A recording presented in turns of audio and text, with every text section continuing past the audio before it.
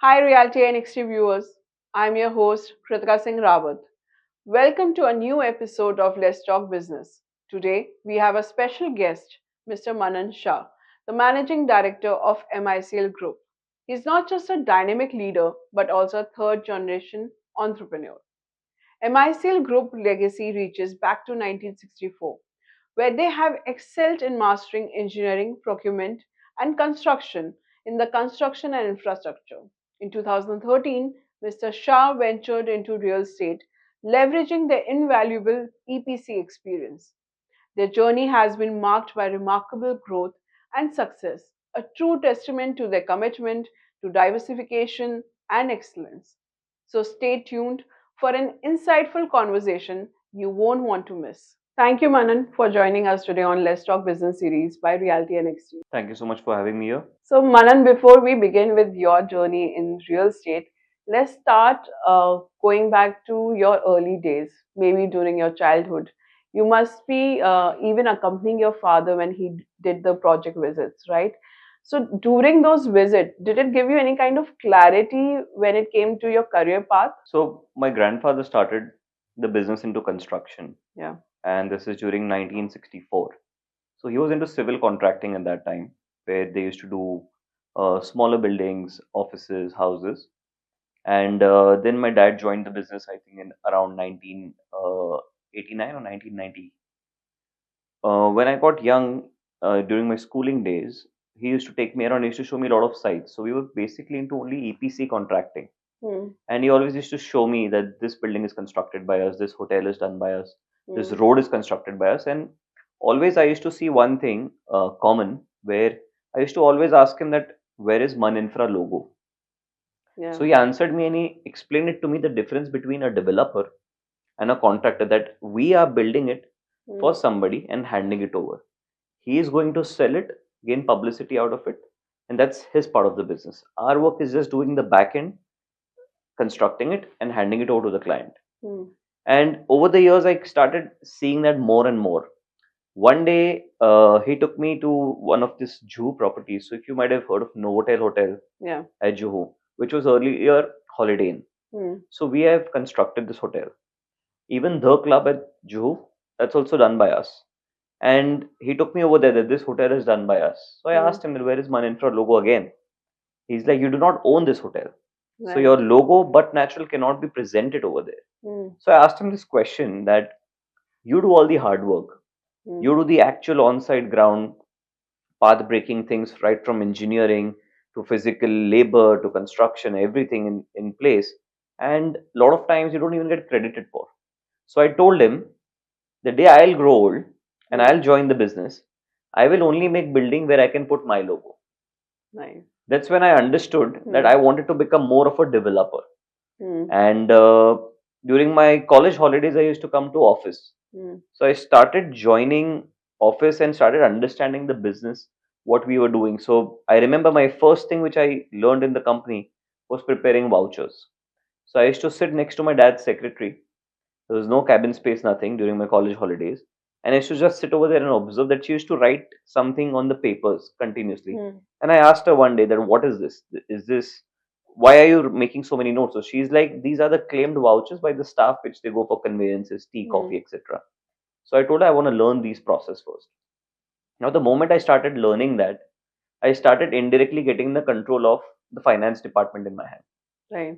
That's when I started understanding the business, Hmm. that where is the expenses going in the company Hmm. and how the things are getting planned. Hmm. And that time, I even designed the first website of Maninfra. So Okay. I started getting into and engaging into the project stage, where I started meeting all of my site heads, Hmm. project heads, that how are you constructing, what are you doing. So right from the ports to railway jobs to infrastructure, roads, everything. I met all the people, started understanding the business, Hmm. and that's how my career journey started. So it's quite interesting when you said you started during your college time only, because I've seen and I have spoken to a lot of second and third generation developers where they say they have shadowed their father and they have actually gone to those sites and get their hands dirty. So did you go to those fields project visits where you had to get involved to know what exact is the process when it comes to construction, labor, all the processes like that? So I graduated in 2013. Hmm. That's when, and like I told you, like I had conversed with my father that I would want to do my own construction. Hmm. And I always wanted to add something to the family corporate culture, right? So what's something new that I can do? We Hmm. had just got listed in 2010. Yeah. So I told him that I want to get into real estate. So by the time I finished my graduation, Hmm. he had almost finalized certain plots and kept. Few were into redevelopments, few were Hmm. into a complete outright buy. So I started the real estate venture in 2013 actually. Hmm. So what happened is my grandfather started civil construction, my Hmm. father started the port infrastructure segment, and Yeah. I started real estate. Hmm. That's how the journey began. And when I started doing that, of course, there was no sales team, there was no marketing team, there was no architecture team, Hmm. because we were completely a B2B organization. Yeah. And there was a sudden transition which happened from a B2B to a B2C company. Right. So, building it from ground up, Hmm. the first thing which I started doing was visiting the contracting sites for the other developers which we were already constructing. So, I started understanding how they construct, how they sell. Hmm. Is there a requirement for sales office? What is a show flat? And back then, 10 years back, there's not much culture glorified called as Yeah. experience centers. There used to be small show flats inside the building Hmm. once the building had reached a certain height or a certain floor. So I started going there and seeing these things.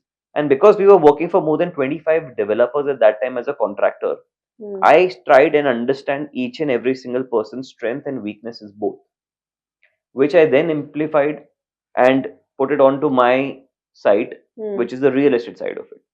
Now, when I started doing that, right from standing at the site, yes, to understand how the construction works. More than that, what was important is how the real estate journey would work. Yeah. Because, yes, I had more than 400 engineers to back me up as a part of the parent company. But what's the innovation Hmm. in architecture?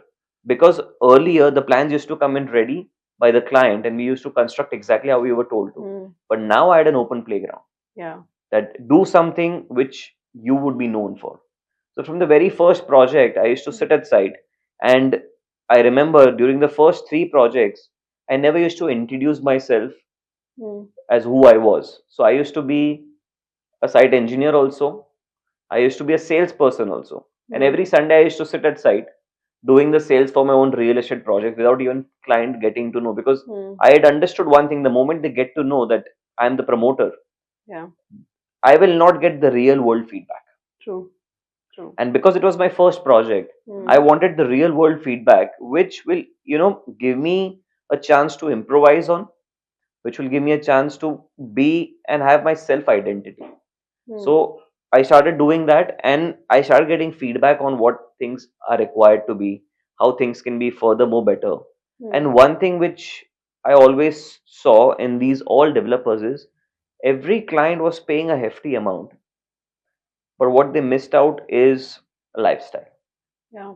You might be staying in western suburb, central Hmm. suburb, or South Mumbai. You were getting projects, but everyone was staying in an average category development Hmm. and paying hefty premiums for it. Hmm. That's what I wanted to differentiate myself from the very first day. And that's when we started creating the culture that doesn't matter which project it is, Hmm. it needs to have some innovation bit as a part of it. Because otherwise, MICL will not be known as MICL. True. And that's when Aradhya was born. So Aradhya was the name which we had given to our very first project, which was Hmm. an inspiration from my grandmother's name. Yeah. So during her last days, she had become a monk. So from Hmm. Indira, her name got converted to Aradhya Ji Masati Ji. So dad said, like, you're starting your first project, let us have the first project name as Aradhya Towers. Hmm. And I told him I would want to create a legacy out of it. Why just name Aradhya Towers and why Hmm. finish the legacy over there? Because today, when you go on Google Maps and if you just search the word Aradhya, Yeah. you will see the entire sequence right from the very first project till date what we are constructing, and that is what is our strength. So I would say you're the third generation entrepreneur because in 1969, it was started by Mr. Kishore Shah, your grandfather, and then later Mr. Parag Shah. continued the same line where he also got more success in ports infra projects.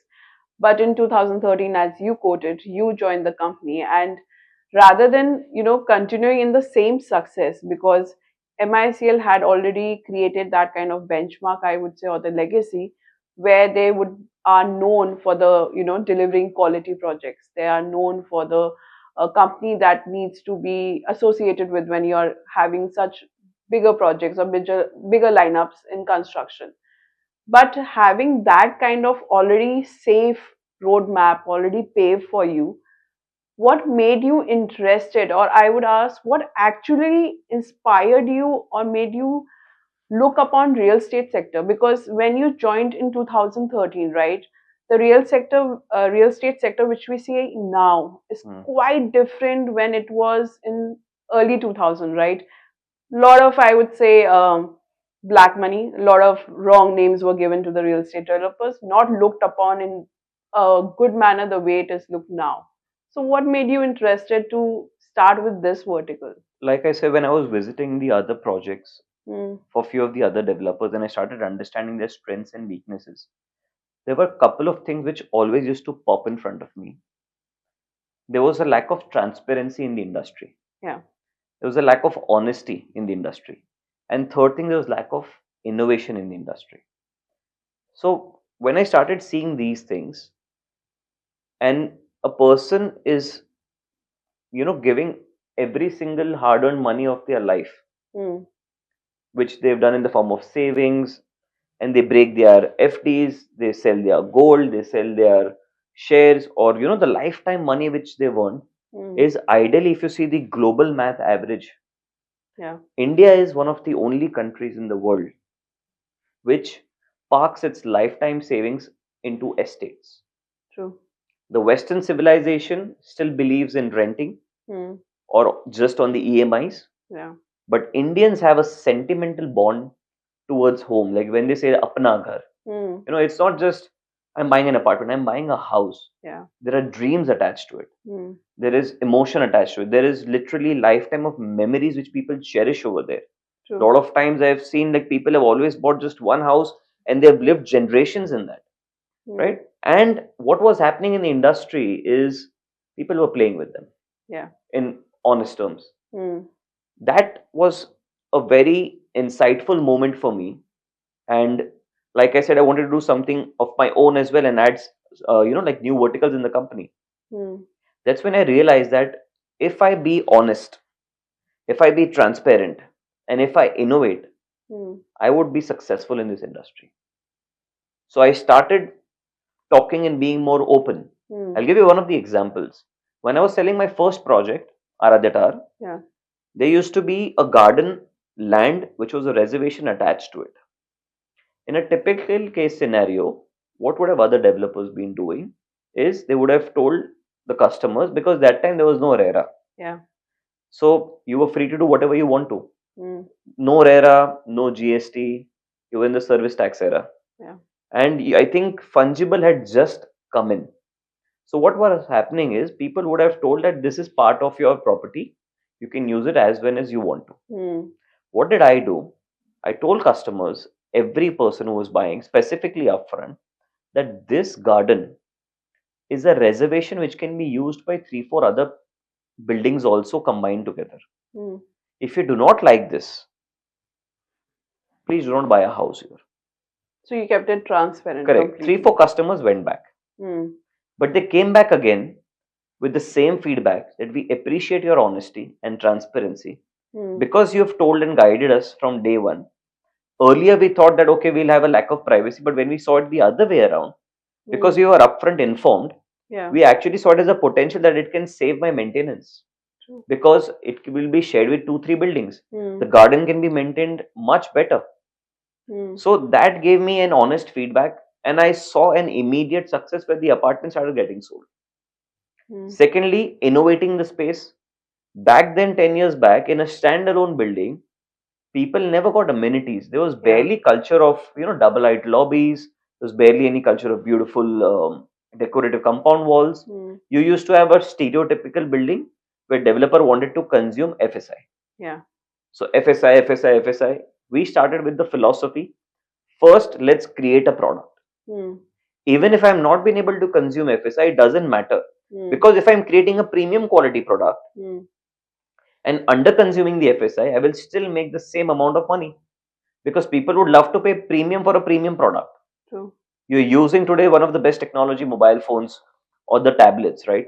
Hmm. And you probably know that this particular piece of tablet is getting priced double the price of the other competitors, but you're still paying for it because Yeah. you're getting the service in return. You're Hmm. getting that quality in return. The same thing we did. I introduced a gym. I introduced beautiful, good looking double light lobbies. Hmm. Back then, 10 years, when people never used to speak about these things in a standalone building. Yeah. Again, immediately when I innovated these things, Hmm. the company started seeing the transactions happening. And in less than 1 year's time, we were 90% sold out. So you're making it sound very easy, but I'm sure when you would have entered in this market, and as you said, there were players like that who are not keeping it honest and transparent.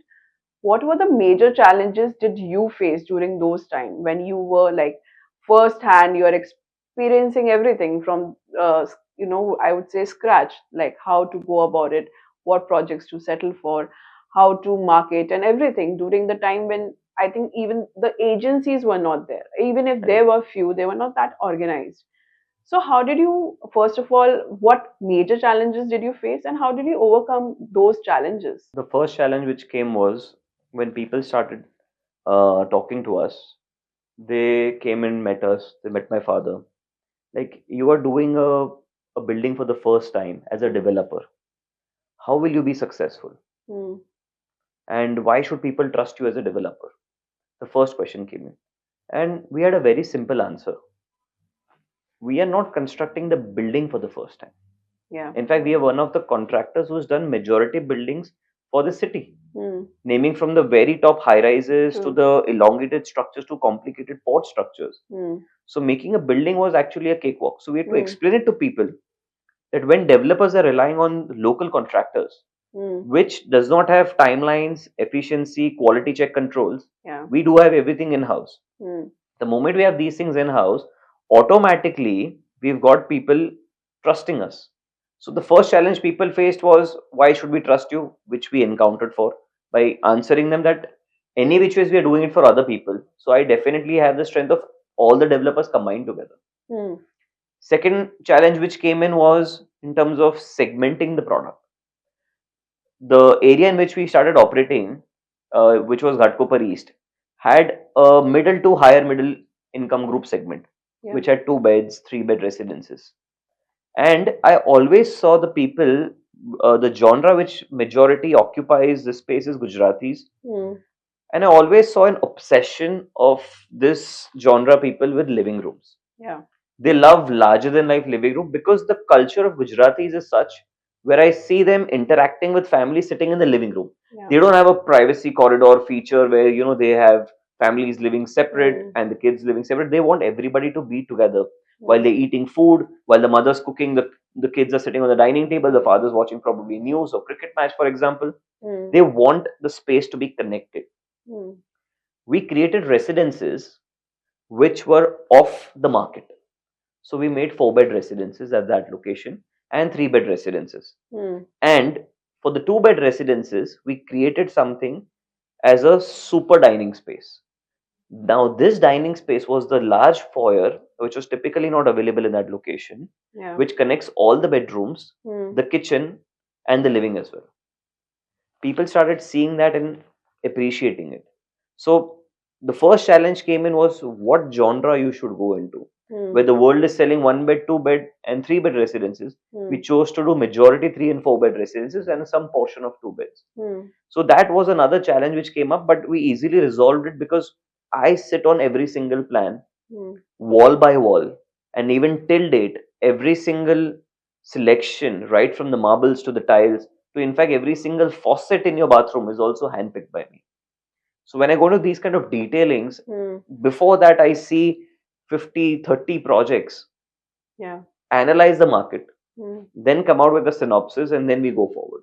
So challenges were definitely there where people were not trying to trust us, but Hmm. when they saw the construction progress, when Hmm. they saw the quality and they saw the innovation, we could overcome them easily.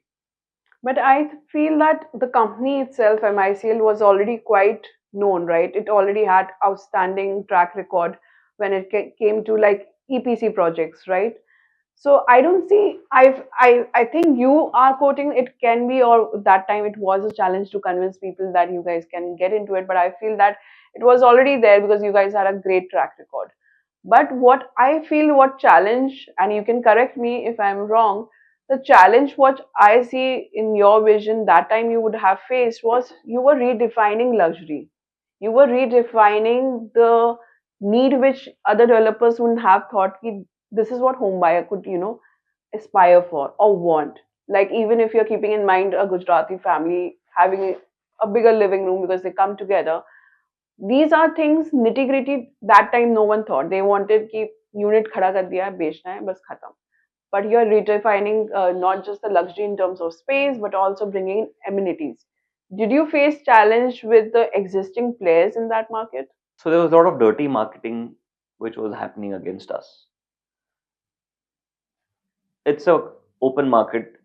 You have to be competitive and open. We did not expect this, but yes, there's a lot of dirty marketing trying to project us that as a non-developer, a Hmm. fresher in the market. But these things we avoided because we completely focused on two aspects. One is you keep on constructing, Yeah. and what differentiated us was because we had enough surplus liquidity, Hmm. and historically until date we are debt free. Hmm. We had enough bank balance and cash flows to support and sustain the construction even if we were not selling, Hmm. which was not the case. We were very healthily sold out, but even if we wouldn't have been sold out, Hmm. the construction would have been going on non-stop, Hmm. which again is a market booster for people. And developers have now realized that Yeah. the key is not marketing, the key is construction and Hmm. quality, Hmm. which we've been focusing since past 10 years now. Right. But great you quoted marketing because in Mumbai, I think especially I've seen a marketing going in a different level altogether. When you notice like campaign names like Santa Cruz 2.0, when you see campaigns like Codename This. So, and I have seen one of your interview where you have said there are two kind of developers. One is about the marketing and one is about the delivery. If someone wants to check the track record rather than seeing what is coming in Times of India front page, they should check the track record. But saying that, don't you think marketing projects in certain way also attract home buyers?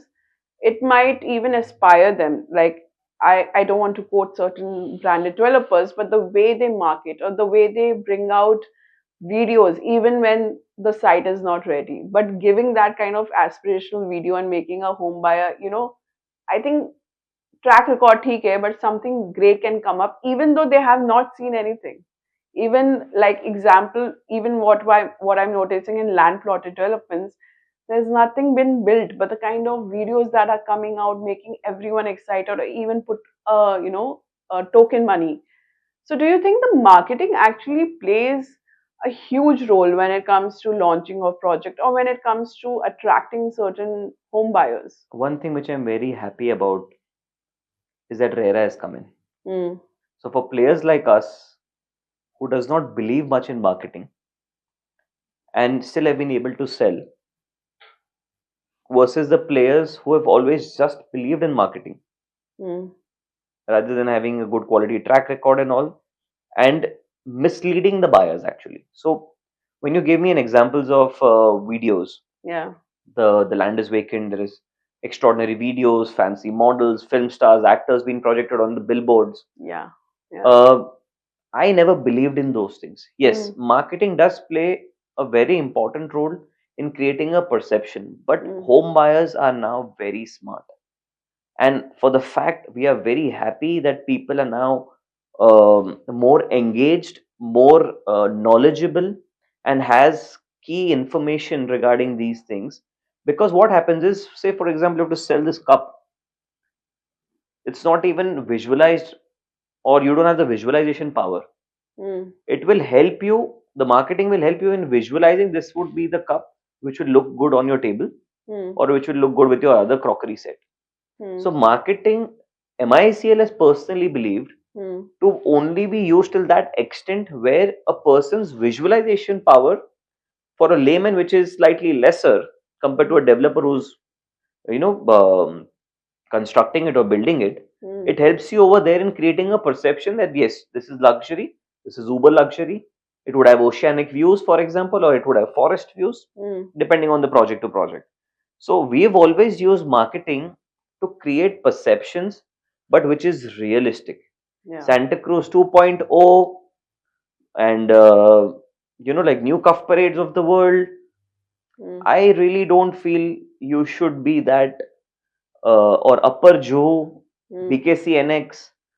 I feel that is too wannabish for a reason that if you are not confident on the location yourself, why did you take the project in the first place? Some people are calling it upper Juhu. What do you mean by upper Juhu? Who defined upper Juhu? Who created upper Juhu? There's nothing like this existing. You are just misleading a buyer in convincing and pampering the ego that yes, I am part of Juhu. It may be upper Juhu, lower Juhu, etc. Yeah. But if you're not confident, why mislead? And yes, these tactics used to work in the past. Now they don't. And we are very happy that we have never done these kind of things where we call it 2.0, where we're changing the perception, we're doing this. We've always stick to what exactly that is. Like we are building a lot of things in Ghatkopar. Yeah. Now what we did is we created something called as Ghatkopar Avenue, which is the name of my society, where we took up 17 buildings and revamped the entire area. If you're doing that, you can probably call it something, but I would not like to call it New Altamount Road. Yeah. Ghatkopar is the crux. Why shy out of it? And if you're feeling so shy about it, why construct in that place? So I don't believe in misleading marketing tactics, using fancy film stars. Yes, they are there for a reason. But say, for example, you're using Aishwarya Rai Bachchan on to a billboard. Is she going to come and stay next to you? Yeah. Is she part of that? Is Shri Amitabh Bachchan going to be part of that society? They're not, right? What are you trying to show the home buyers?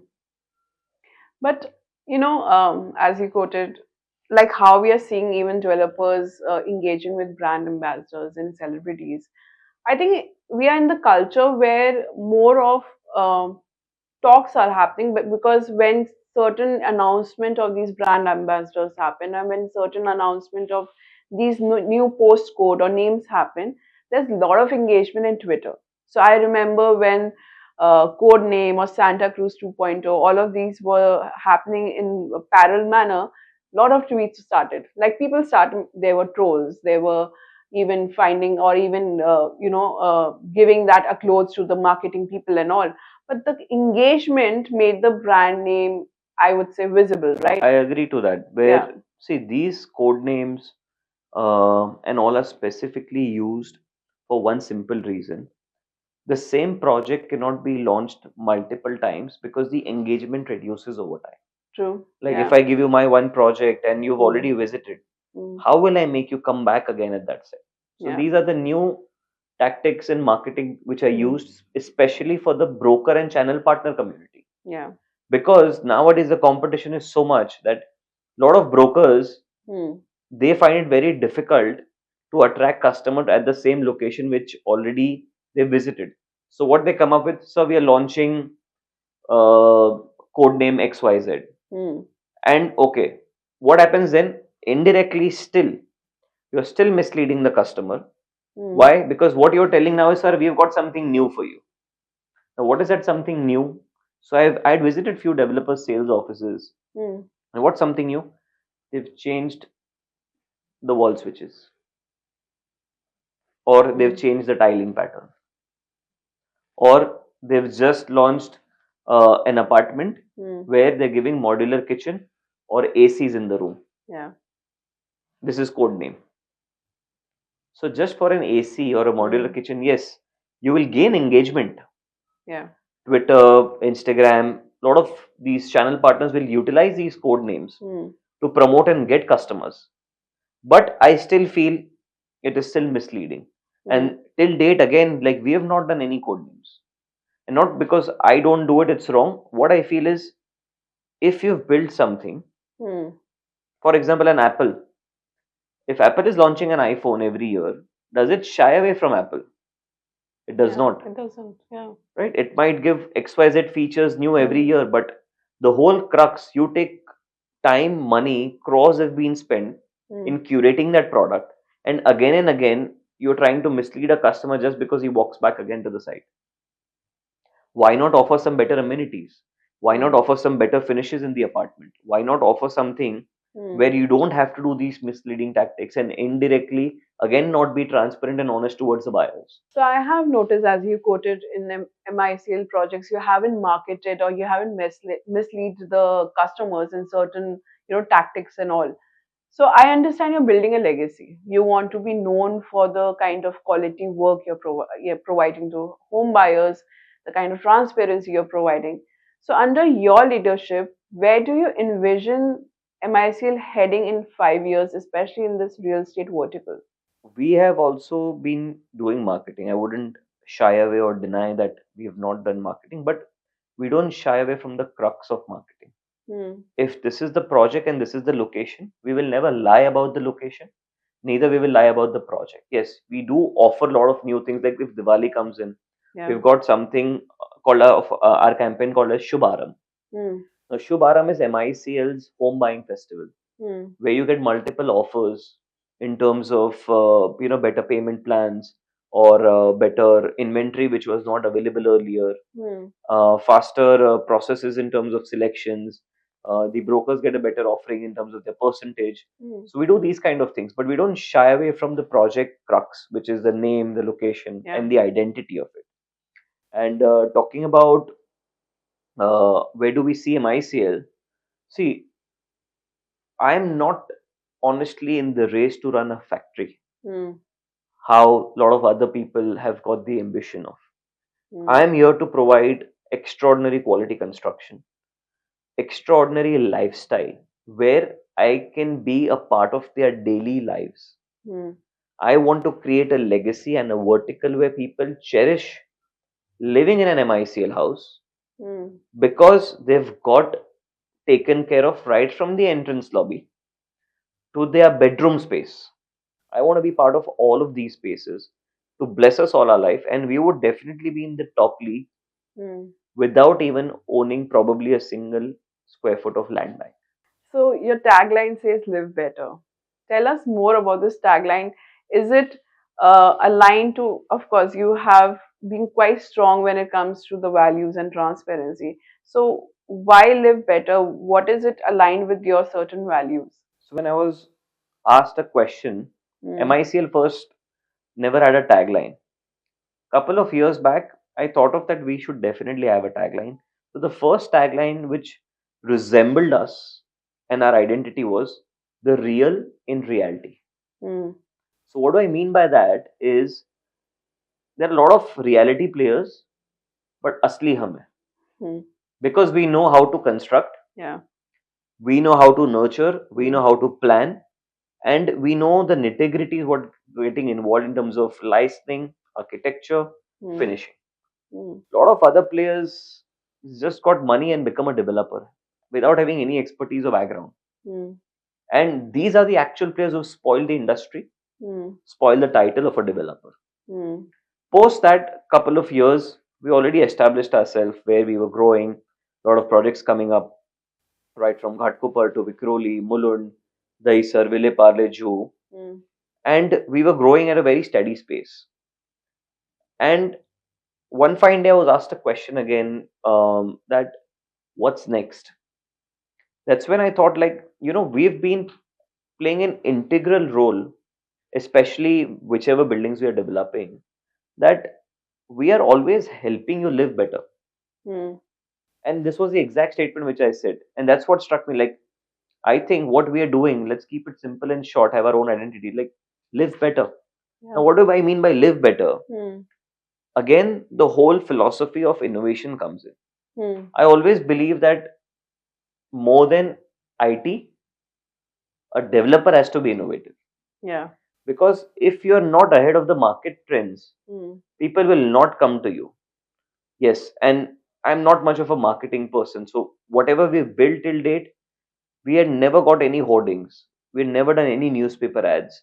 We just started recently Mm. because one of the projects, which was one of the tallest in the country, required that kind of a magnitude Yeah. for people to see, people to be aware of. Otherwise, any of my other projects, we've never done these kind of things. So, what happens in Live Better is we curate the spaces. So, I'll give you an example of my Daisar project. Mm. In Mira Bhayandar, 5 years back when we launched for the first time, we came up with a philosophy of Aradhya High Park, which has Mm. 6 buildings, podium, landscape. Now, that side, every project was 10 acres, 15 acres of my competitors. Everybody was doing gyms Yeah. and basic garden and stuff. Mm. So I sat down with my team. What is it that we are doing different? So Mm. they said, "Sir, we are doing gym, we are doing garden." I'm like, the whole world is doing that. Mm. So then I started getting into the integration part of it, Mm. and I realized that these buyers are a typical average buyer where apartment starts nearly around 50 lakh rupees and it goes up to I think 1.5 2 crore rupees. Mm. Now these are the actual set of home buyers who have always deployed, like I said, their entire wealth savings to buy a house. Yeah. Plus, they definitely have some mortgages which they're paying lifelong. Yeah. Unfortunately, that's the situation. But they are not getting the right livable space which they should inside the house. Now, what do I mean by livable space? Mm. When you're curating a bedroom, you need to have side tables on both sides. Husband, wife, both are sleeping. Yeah. You also have a mobile phone. Probably your husband also has a mobile phone. Mm. And in the night, you're checking probably emails, planning your calendar for the next day, and you Mm. put your phone for charge. This is a typical style of 99% people all over the world. You put Mm. your phone for the charge at night, full night is charging, and you sleep. Mm. Right? These houses, when I visited the other apartments, only one side table could be fitted in the bedroom. That Mm. means either the husband is supposed to use the mobile phone or the wife, Yeah. or one partner is supposed to use and the other one is supposed to give the phone. Mm. You want to sleep till late morning, your husband has to leave for office, his alarm will trigger you as well. Mm. Smallest things, Yeah. right? We introduced space planning where comfortably side tables could be fitted. Mm. At the same time, we introduced walk-in wardrobe spaces in 1 BHK. Again, Interesting. Okay. people were thinking that 1 BHK person, why do they need a walk-in wardrobe? Mm. They're humans. Everybody's got a lifestyle. Everybody dreams of buying fancy clothes, shoes, True. bags, etc. of the world. Why not? Mm. I give them walk-in wardrobe dedicated spaces over and above by creating a beautiful niche Mm. in the bedroom so that the wardrobe does not protrude out in the bedroom. So the wardrobe had a dedicated space where it would completely fit a nice Mm. space for two people. Mm. And over and above this, the Mm. other additions which we did was we introduced a dry balcony in the kitchen, Mm. which fitted a washing machine, a dryer, and during monsoon you can dry the clothes up with a Mm. fan on top of it, and added a balcony. Mm. Stereotypically, the world was making a 350 carpet to I think around 400 carpet area of 1 BHK. Yeah. We made 500 carpet of 1 BHK. And trust me, we were sold out on the first day. Because people were thinking, why do they need these spaces? I thought, why should they not deserve these spaces? True. And we gave them these spaces, and people Mm. were very happy with it. We were sold out. And I'm very proud to also say that we are the most expensive in the market, Mm. and we are sold out still.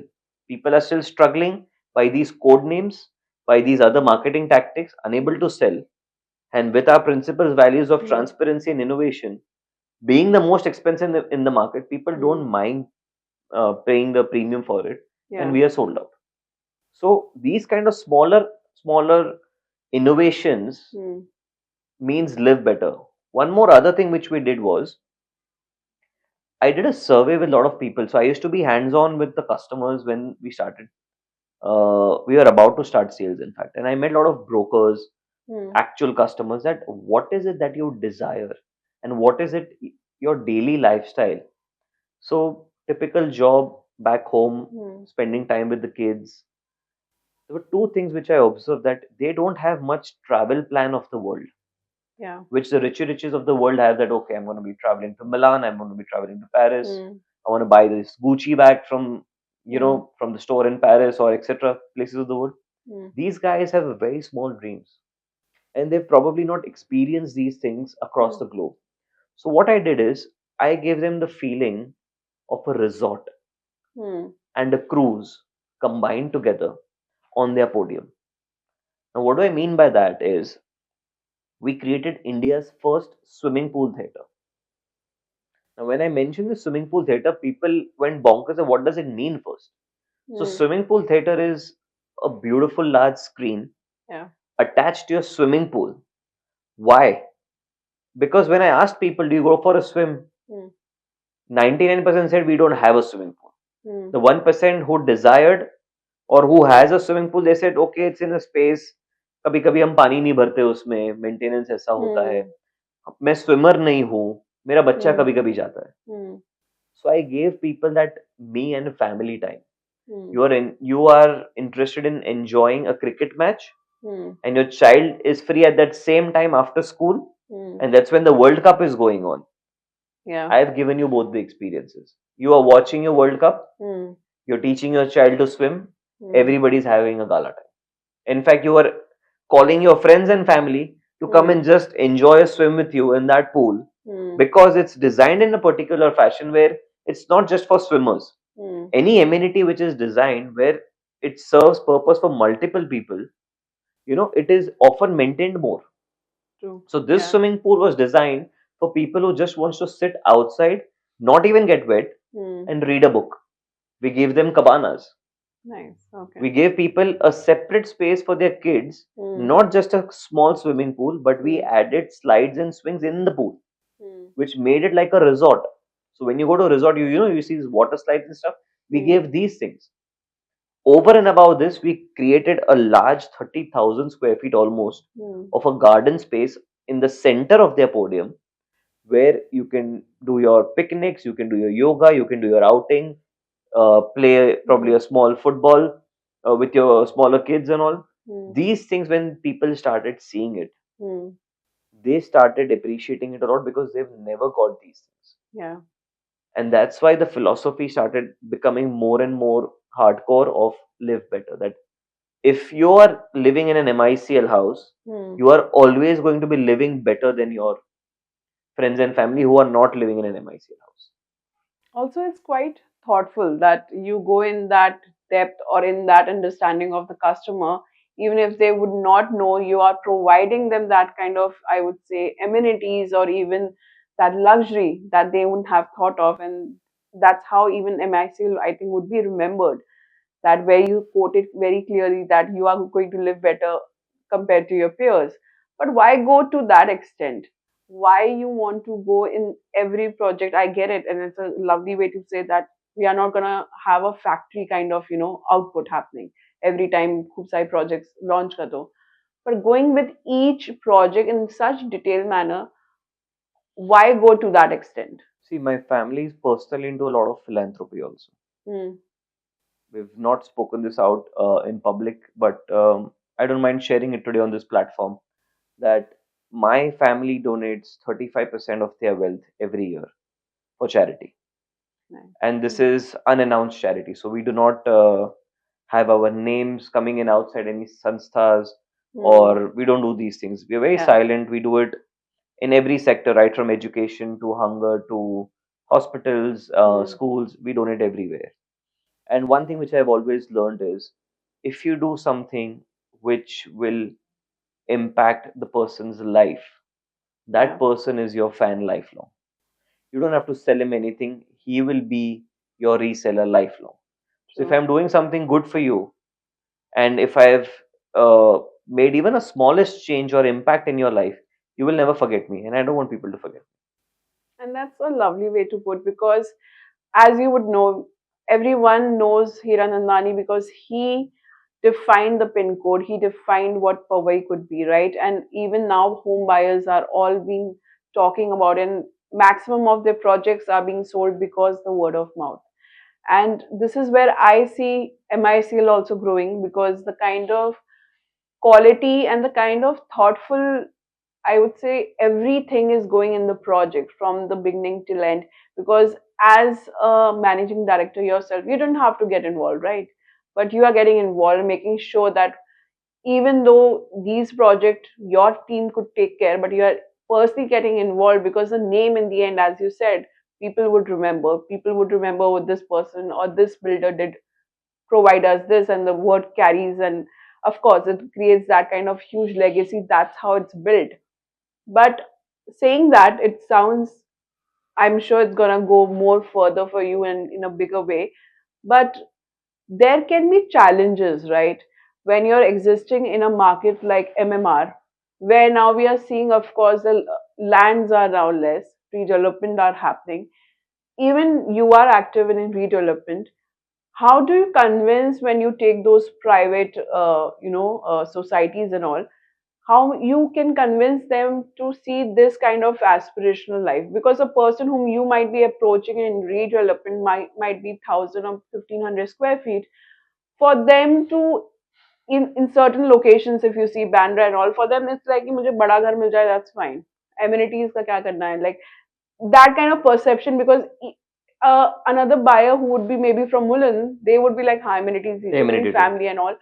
But when you go towards this I kind of just recently location, met somebody, अच्छा, okay, and we've just recently launched our one of the tallest tower of the country called Aradhya Avan. yeah, Now, if you see that tower, that's the highest loaded amenity tower, uh, probably in entire south of Mumbai. It has more than, I think, 50 plus amenities, and right from a bowling alley mm, to a Turkish hammam bath to a private theater to a restaurant in the sky, everything is part of that scheme. And one person came in. He's actually already my customer, mm, and we met at one social gathering. And he told me, like, but do everybody use this amenities? Is it of that importance? mm, What I told him is, today, if you want to buy a membership of golf club, yeah, or if you want to buy a membership of CCI, MCA, or any of these things, one thing, they're very old. mm, They've been designed by Britishers, yeah, ideally, the majority of the golf clubs of the world.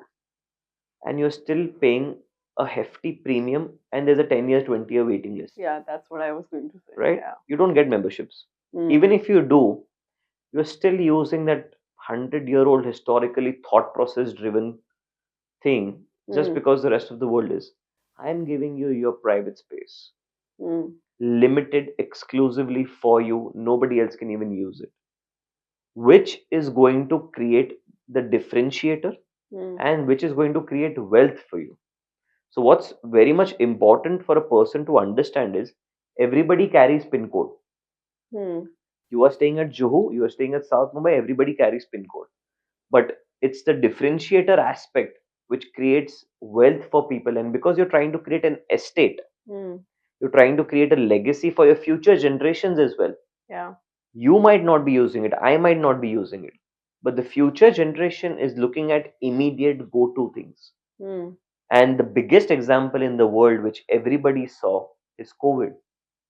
When yeah, COVID struck, my these complexes and mm, amenities which we have done were, people were so happy, mm, and literally we had received phone calls from people that we thank you and we bless you that even in a standalone building you had designed gardens for us, you had mm, designed gyms for us, which kept us healthy and engaged, where we did not want to break the curfew, get out of the building and literally, like pull our hair out mm, during that 3-4 months where there was a complete curfew lockdown. yeah, And these are the buildings today, mm, factually also, which are the most expensive in the market if you go to resell your house. So what's more important for you is the money that you're putting in. mm, It's not just to stay, okay, I got a bigger house. yeah, It's how will you be a market leader mm, even after me delivering the house. That if you want to claim that you're using the best of the world, or mm, you are in the top compared to your local competition in the market, not just by the size of the house, mm, but even by the entire touch and feel. The elevation is also very important aspect, true, and what things you are getting immediately. Hmm. And I have seen today 90% of the young generation, the men and women both are working. Women are succeeding very well. Hmm. And there were times earlier when people used to think that women are only meant to do household chores. Hmm. Now, women are market leaders. They're probably even much more ahead than men, which is a very good fact. So, which shows that the kids who have to be taken care of earlier by one partner, Yeah. both are working partners. So, what is going to happen is if you want to take your kid for a jog, for a swim, are you going to take these people always to a gym khana, which shuts at 7 or 8 in the evening? Yeah. But you have your private swimming pool, you and your wife got free after work, both want to enjoy a quality time with your kids. Your swimming pool is open 24 hours, you can use it whenever you want to. So we all know that when it comes to building homes, raw materials आपका cement, steel, pipe, sand सब लगता है. So there are times when a lot of contractors overlook what is the water, state in that.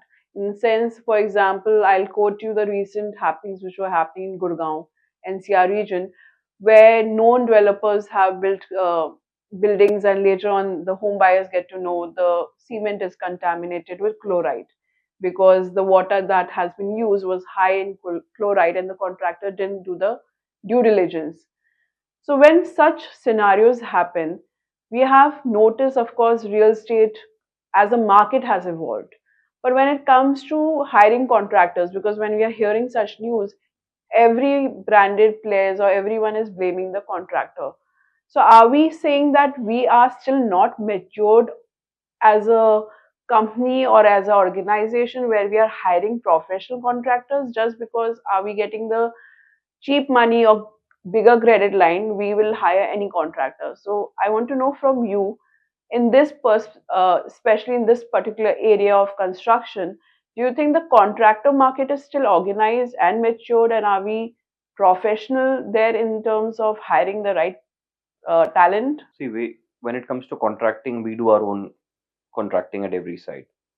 And what's the crux of contracting is you should be hands on with technical knowledge, the kind of staff that you appoint, Hmm. the kind of people who are working for you, because these are the actual guys for the vision that you've created are going to execute. Indian space in contracting sector is really unorganized for a very single factor that earlier the developer industry was very unorganized sector. Now with RERA coming in, a lot of Hmm. nitty-gritties have been more tighter, and for the fact I'm very happy to see these things happening because people like us who wants to do straight clean cut job were getting demotivated and getting labeled because of few other players in the market. Hmm. In contracting, yes, the cases which you mentioned in Gurgaon and all, the problem is there's no constant lab tests being done. Yeah. Now, how we tackle with these kind of situations is Hmm. every site which MICL has in terms of its own real estate division or contracting for the other players, Hmm. we have labs on site which tests the steel every time it comes. More than that, my quality check team goes to the factories Hmm. and the rolling mills of these steel factories Hmm. where they get constant lab reports where under certain categories we straight away reject the steel. We even blacklist players Hmm. including mills for 1 year with a warning issued that we might ban you lifetime if next time the quality check comes problematic. Hmm. And we have done this in the past. Hmm. What's most important factor is you need to test the cement blocks for Yeah. the porosity, for the nature of it, the hardness. You need to test this steel in terms Hmm. of its chemical materials. There are a lot of chemical processing and things which are important. Yeah. Waterproofing is also one of the most crux criteria when it comes to construction, where there are a lot of different styles of waterproofing, Hmm. and every site may require a different kind of waterproofing. True. If you're appointing an unprofessional local contractor who Hmm. does not have the experience Hmm. or the team Hmm. to understand and intervene when the quality checks are not being done, Hmm. you're not going to get the quality product. Hmm. And in the end, the developer suffers. So it's very important Hmm. whom are you appointing Yeah. to construct your dream project. with. Hmm. So it's very, very important to lay certain foundation, lay certain nitty-gritties, Hmm. and have a systematic approach, because you are dealing with lives of people. True. It's Yeah. not just you're making this stable, it's not going to impact. If Yeah. tomorrow you're using a faulty steel, you're using a faulty construction grade, degraded Hmm. material, Hmm. the columns, the structure will start getting corrosion. Hmm. The whole building, the whole life of people is at stake, Hmm. which a local contractor will just finish his job Hmm. for the 2%, 5% margin which he's going to make, Yeah. and he'll get out. Hmm. But tomorrow, customers will blame the developer, developer will blame the The contractor, contractor. Yeah. contractor will blame the material guys who he procured from. Or why not have a hands-on quality team, Hmm. which is going to be a super body Hmm. sitting on the developer body also and contracting body also, Hmm. where they can lay the foundations. This is the exact way you're supposed to buy the steel, Hmm. from whom you're supposed to buy, what kind of tests are supposed to be done. This is the exact way you're supposed to lay the cement, the Hmm. cooling of the concrete, how it's supposed to be done, the grade of the cement which is supposed to be used. Like, we are doing one of the tallest tower in the country. We Hmm. are using an M80 grade cement. Now, had I not got a proper technical team on the job, Hmm. probably an M60, M70 could have also been recommended.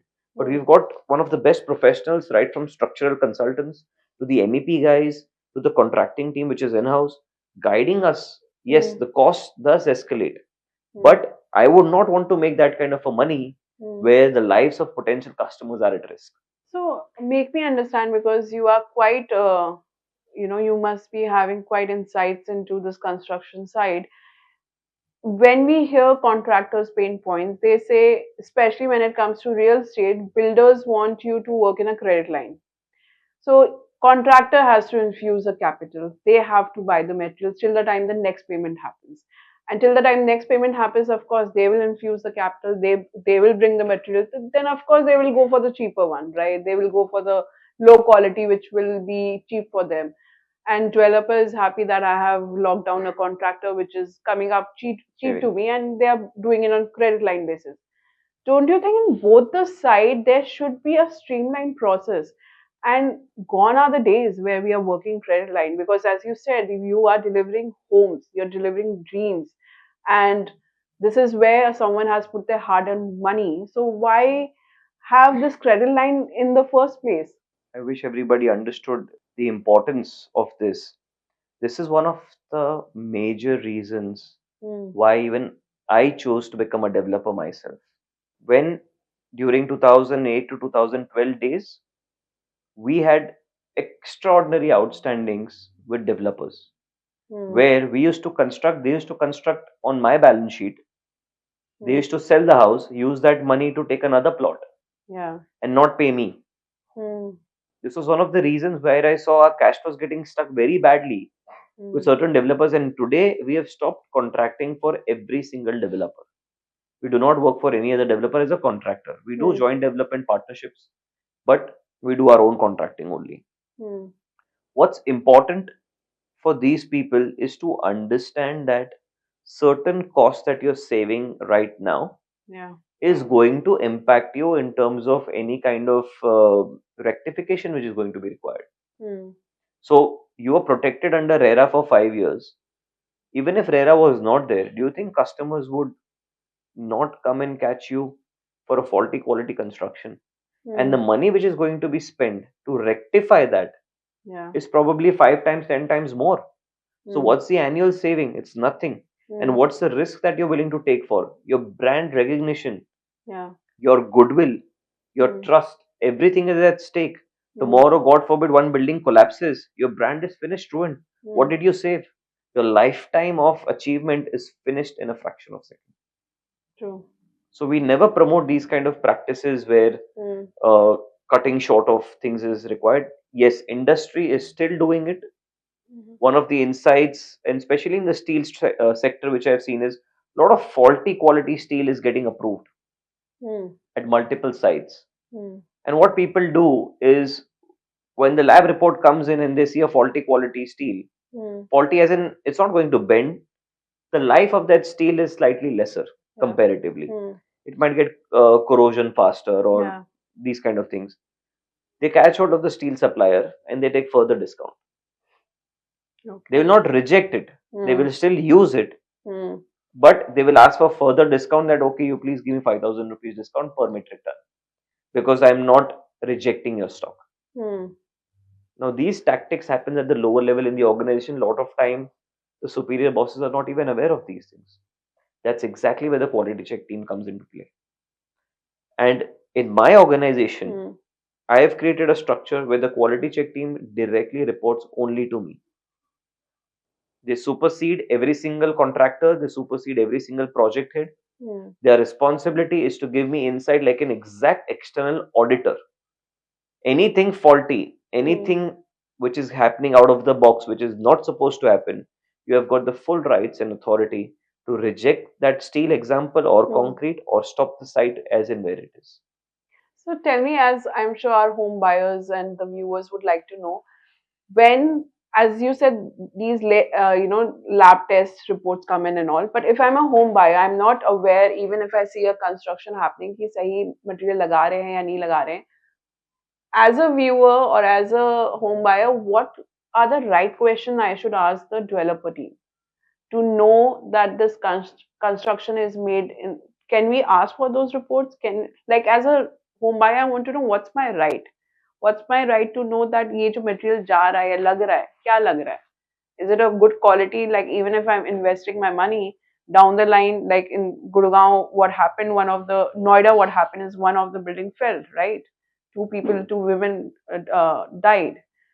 So I want to know, as a, I'm sure home buyers would also want to know from you, what can we ask when we go and purchase house? Can we ask those lab reports, or how can we go See, about it? even if you ask those lab reports, you and me probably would not be the ideal person to read and understand these reports. Hmm.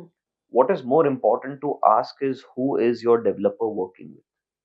Who's your developer going to work with in the future at that same particular site? For example, which is the quality of the cement in terms of the grade of the cement? What is the kind of tiling fixtures which we are using? What is the kind of bath fixtures which we are using? Which is the brands of the lift that we are going to install? Which Hmm. is the brand of the windows that we are going to install? That is something which a layman can easily understand. Yeah. Talking about the structural report, which is the structural consultant that's working for the developer, which is the MEP consultant that's working for the developer. Because these structural and MEP consultants also have a reputation Hmm. and responsibility in the market. Hmm. Tomorrow, if an XYZ RCC consultant is given, like a falsified report of structure, and if Hmm. something happens, he's behind bars. They Right. should literally be accountable for. Hmm. So if you're working for any random RCC consultant, which is not very well known in the market, Hmm. it's very important for consumers to see the back-end team which is creating their dream home. Don't just go on these marketing tactics, brochures, and fancy photo shoots which people have been seeing in Hmm. newspapers or hoardings or these WhatsApp or Hmm. Instagram things. Go into the back end. Who's your developer working with, and what are the key strengths of the developer? So who the developer is working with is related to the contractors, right? Who is actually building the And structure? suppliers as well. Suppliers Who is as he well. buying from? Okay. Is he doing the mixing of cement, Hmm. reti khadi at site, or is he buying an RMC? One of the biggest factors for beautiful consistency at sites is using of RMC. We do not do any reti khadi cement mix at site. Hmm. We always have only RMC, which is a ready mix concrete coming in, Yeah. Yeah. which immediately comes in, gets poured, and the slab gets casted. Lot of time. And imagine, you might have seen a lot of sites, there's this net jali which is kept, and there's a labor Yeah. who's taking sand and throwing it through that netted jali. Mm-hmm. He is actually mixing sand and cement at site without Okay. any measurement tools, without any lab tests, without any proper adhesives or anything mixed in it, Mm-hmm. and that is what is getting casted onto your slab. That's a great input. I'm sure now, even if I'm looking for a house, I'll keep all of those things in mind. Coming to this very important thing which you highlighted, you must be aware that when it comes to B2B platform where there are a lot of players getting into. Now even Birla has announced Birla Pivot, which is entered, where in B2B procurement platform they are providing real estate and construction materials. They are streamlining the process where they can provide the wholesale pricing and financing. um, but that raises a question that there are so many now players involved, and now there are few unicorns also, and now Birla has also announced. How will the quality control be there? I get that they have leveraged the technology for the convenience and they have provided this platform, but then how do we understand that the quality control is there? And based on your perspective, where do you see this particular B2B online platforms evolving in this real estate sector, and how it's going to create a good quality material or market or vendors coming in? See, there are a lot of infra markets which have now been on the e-commerce platform. Yeah. It is good in a way that there's a lot of awareness getting spread. That Hmm. a lot of times your purchase team is not aware of a lot of these new companies which have come in who are doing some innovation in the market and who Hmm. are good. Hmm. These things do help a developer to source out newer and fresher materials, like right from the facades to a better quality windows Hmm. to a better carpet, for instance, these kind of things.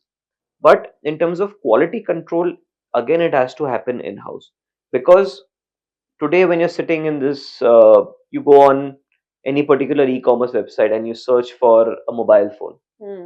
right from a Chinese manufacturer to an American manufacturer to an Indian manufacturer, every smartphone is available, Yeah. right?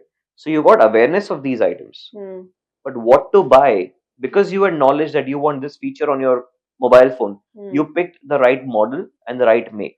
Hmm. For developers, you will have a platter to choose from, Hmm. but at the end, your in house team has to be very, very strong enough to understand that these are the marketing gurus and Hmm. these are the delivery and quality gurus. Hmm. Who do you want to work with? So, where this platform comes in this picture, whole pricing से तो अच्छा खासा rate मिल रहा है, right? So what we are also noticing, the active players who are now becoming unicorns have acquired a lot of companies who are in steel, cement, and all, smaller players. So there can be a trend where they can also sell these materials under their hood, right?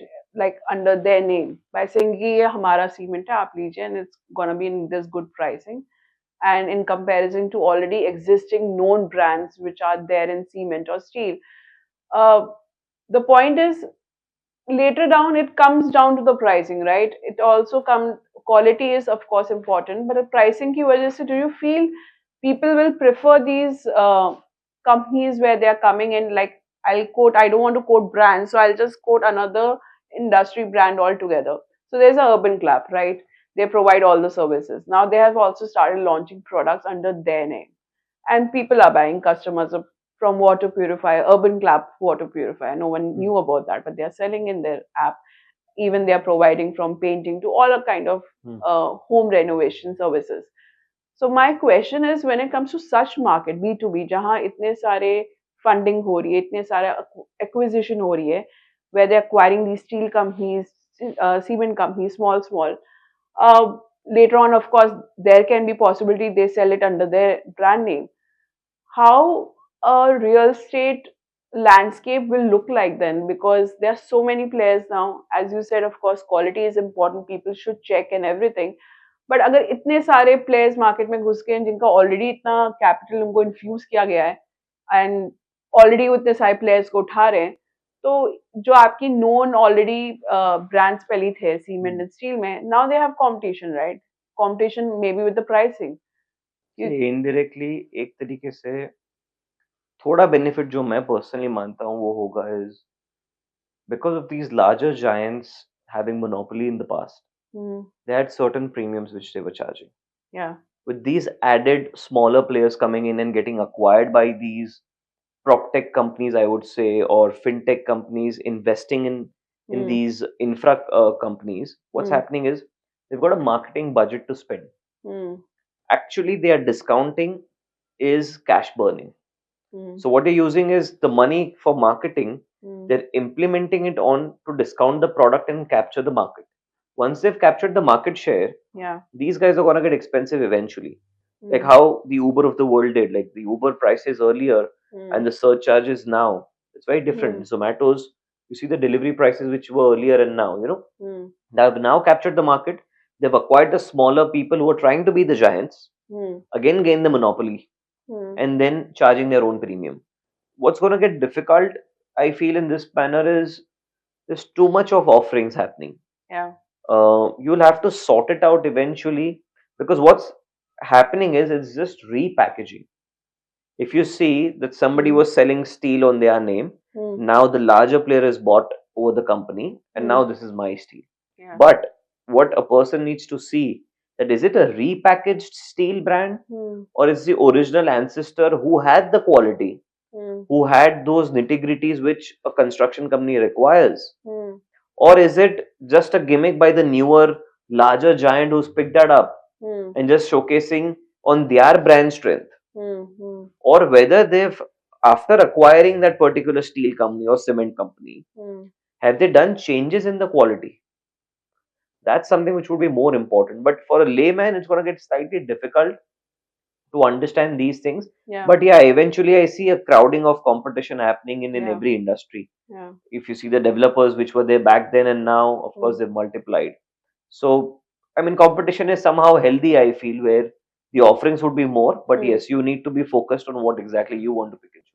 But in the developer front, we have RERA, right? So when it comes to such construction companies, or when it comes to such B2B players, do we have certain kind of a law body who's monitoring these things? Or so RERA monitors, and RERA is defined to keep transparency right from a consumer buying an apartment to delivery and post delivery 5 years. That's the RERA norm. RERA, as far as my information goes, does not define you that this is the exact steel code what you're supposed to buy. These steel codes and all are binded by the other governing bodies. That's what I want to know in construction when such yes. So there are a lot of these norms by the government. Like recently, the National Construction Code states that you are not allowed to take girders for a better strength of the building. So the column needs to go from ground to up top in certain category of the buildings. They don't allow you to float these columns, which gives a better stability, better life of the building. So there are a lot of these norms which have been binded on us, which creates a pro quality construction. But yes, there are a lot of these things which absolutely is not governed by RERA. RERA is mainly to keep transparency in agreement. You cannot sell before permissions. Okay, you've delivered now. Now the quality what you've delivered, you have to maintain that. So RERA will not allow you to bind it on these things. But yes, there are other codes and protocols which a developer has to go through, because there are a lot of departments in the industry, right? From MOEF, say, when we're doing larger projects above 4,000 square meters, the environmental body comes in. How many trees, what trees, where the shadow of the building is getting landed, where will which species go, what is the pollution control norms that you're utilizing, are you doing rainwater harvesting, are you doing stormwater drainage, are you having a waste management plant at that site. There are a lot of these things which are getting played into the industry, which is a bylaw compulsion which all the developers have to give in larger projects. And in smaller projects there are slightly less protocols, because the size of the project is such where certain things are not required or certain things may not fit in. True. And as I said earlier also, MICL has an outstanding track record in construction and delivering these bigger infra projects and all.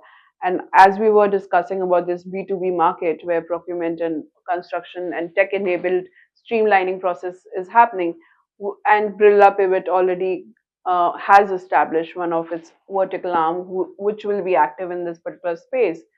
Will we be also looking into MICL getting into this particular zone? See, we've done reverse integration where we've got our own contracting team, and now we've started manufacturing our own concrete as well. So we are into RMC space. We are not trading it on any e-commerce platform, but yes, we are supplying concrete to a lot of developers today in the city. So we've got more than 7 plants running in the city, where we have the same principles of quality control checks and lab tests and everything done of Mm. our very own concrete. Mm. And this division is run parallelly. It's a separate company altogether under the umbrella of the listed entity. Mm. And we're doing quite well in that space where we are supplying concrete for our own projects also, and we're supplying concrete to other developers as well. But getting into the technological platform, I think it's more of a complete deviation from Mm.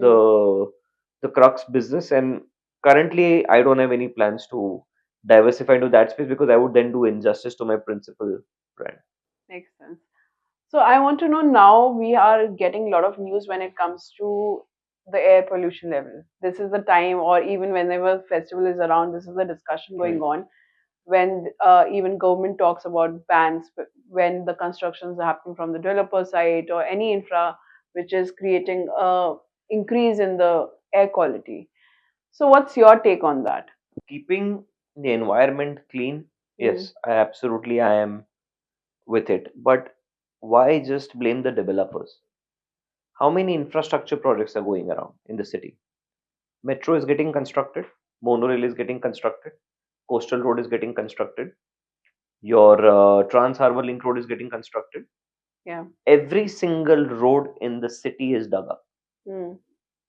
where the metro pillars are getting raised, the roads are getting revamped. Mm. Even that's creating a lot of dust and pollution. Mm. Developer lobby is, I feel, always been blamed upon because they feel this is a richer lobby. So any implication Mm. can be easily absorbed by the developers, but that's not the case. The Mm. margins have thinned over time. Yeah. This extraordinary competition, the costs have shot up tremendously. Mm. We are up to maintain the environmental pollution norms and everything. Mm. But boiling it down to one industry, I feel that's absolutely incorrect in my sense because I mean, when you're doing metros of the world and spaces like extension of sea links and coastal roads, Mm. that's also creating phenomenal pollution in terms of dust and other things. Even those needs to come in under the same play where Mm. we've been told to increase the barricade height.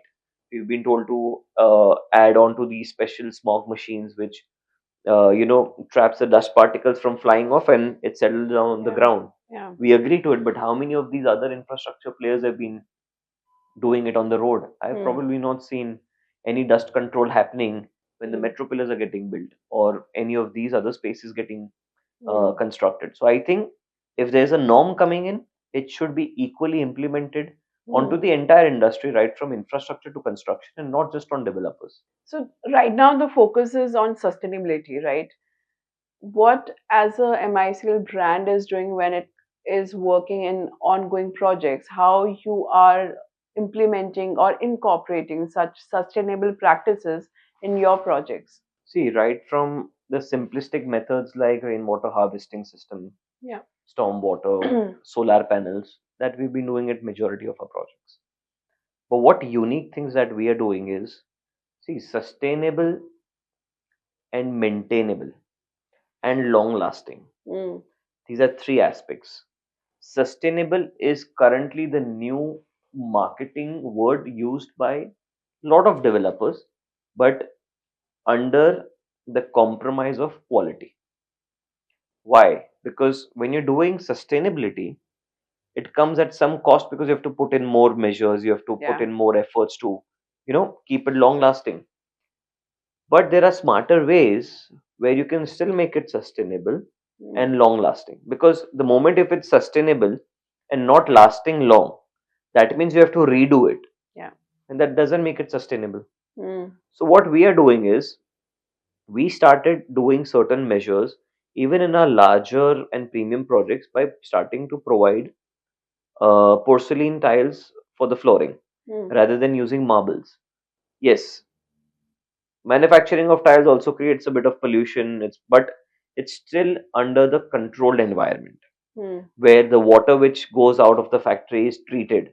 There are certain pollution norms which have been adhering to these factories as well. They're using a lot of these solar plants to manufacture these things, so they are reducing the carbon emissions Yeah. and the physical pollution also. Mm. In marbles, typically what happens is you are actually breaking a mountain Yeah. where you're eroding forests, you're knocking down the natural this thing. So we're trying to reduce and curtail the use of marbles Mm. into our sites by giving them porcelain tile, which is a man-made uh, construction element. Yeah. This is one of the things. Secondly, what happens in marbles, we've observed is a lot of times developers specifically write in their brochures Mm. Italian marble flooring. Yeah. Italian marble flooring, okay, very good. You're giving one of the best products in the world. But are the customers, after using and taking the possession, polishing it, keeping it maintained?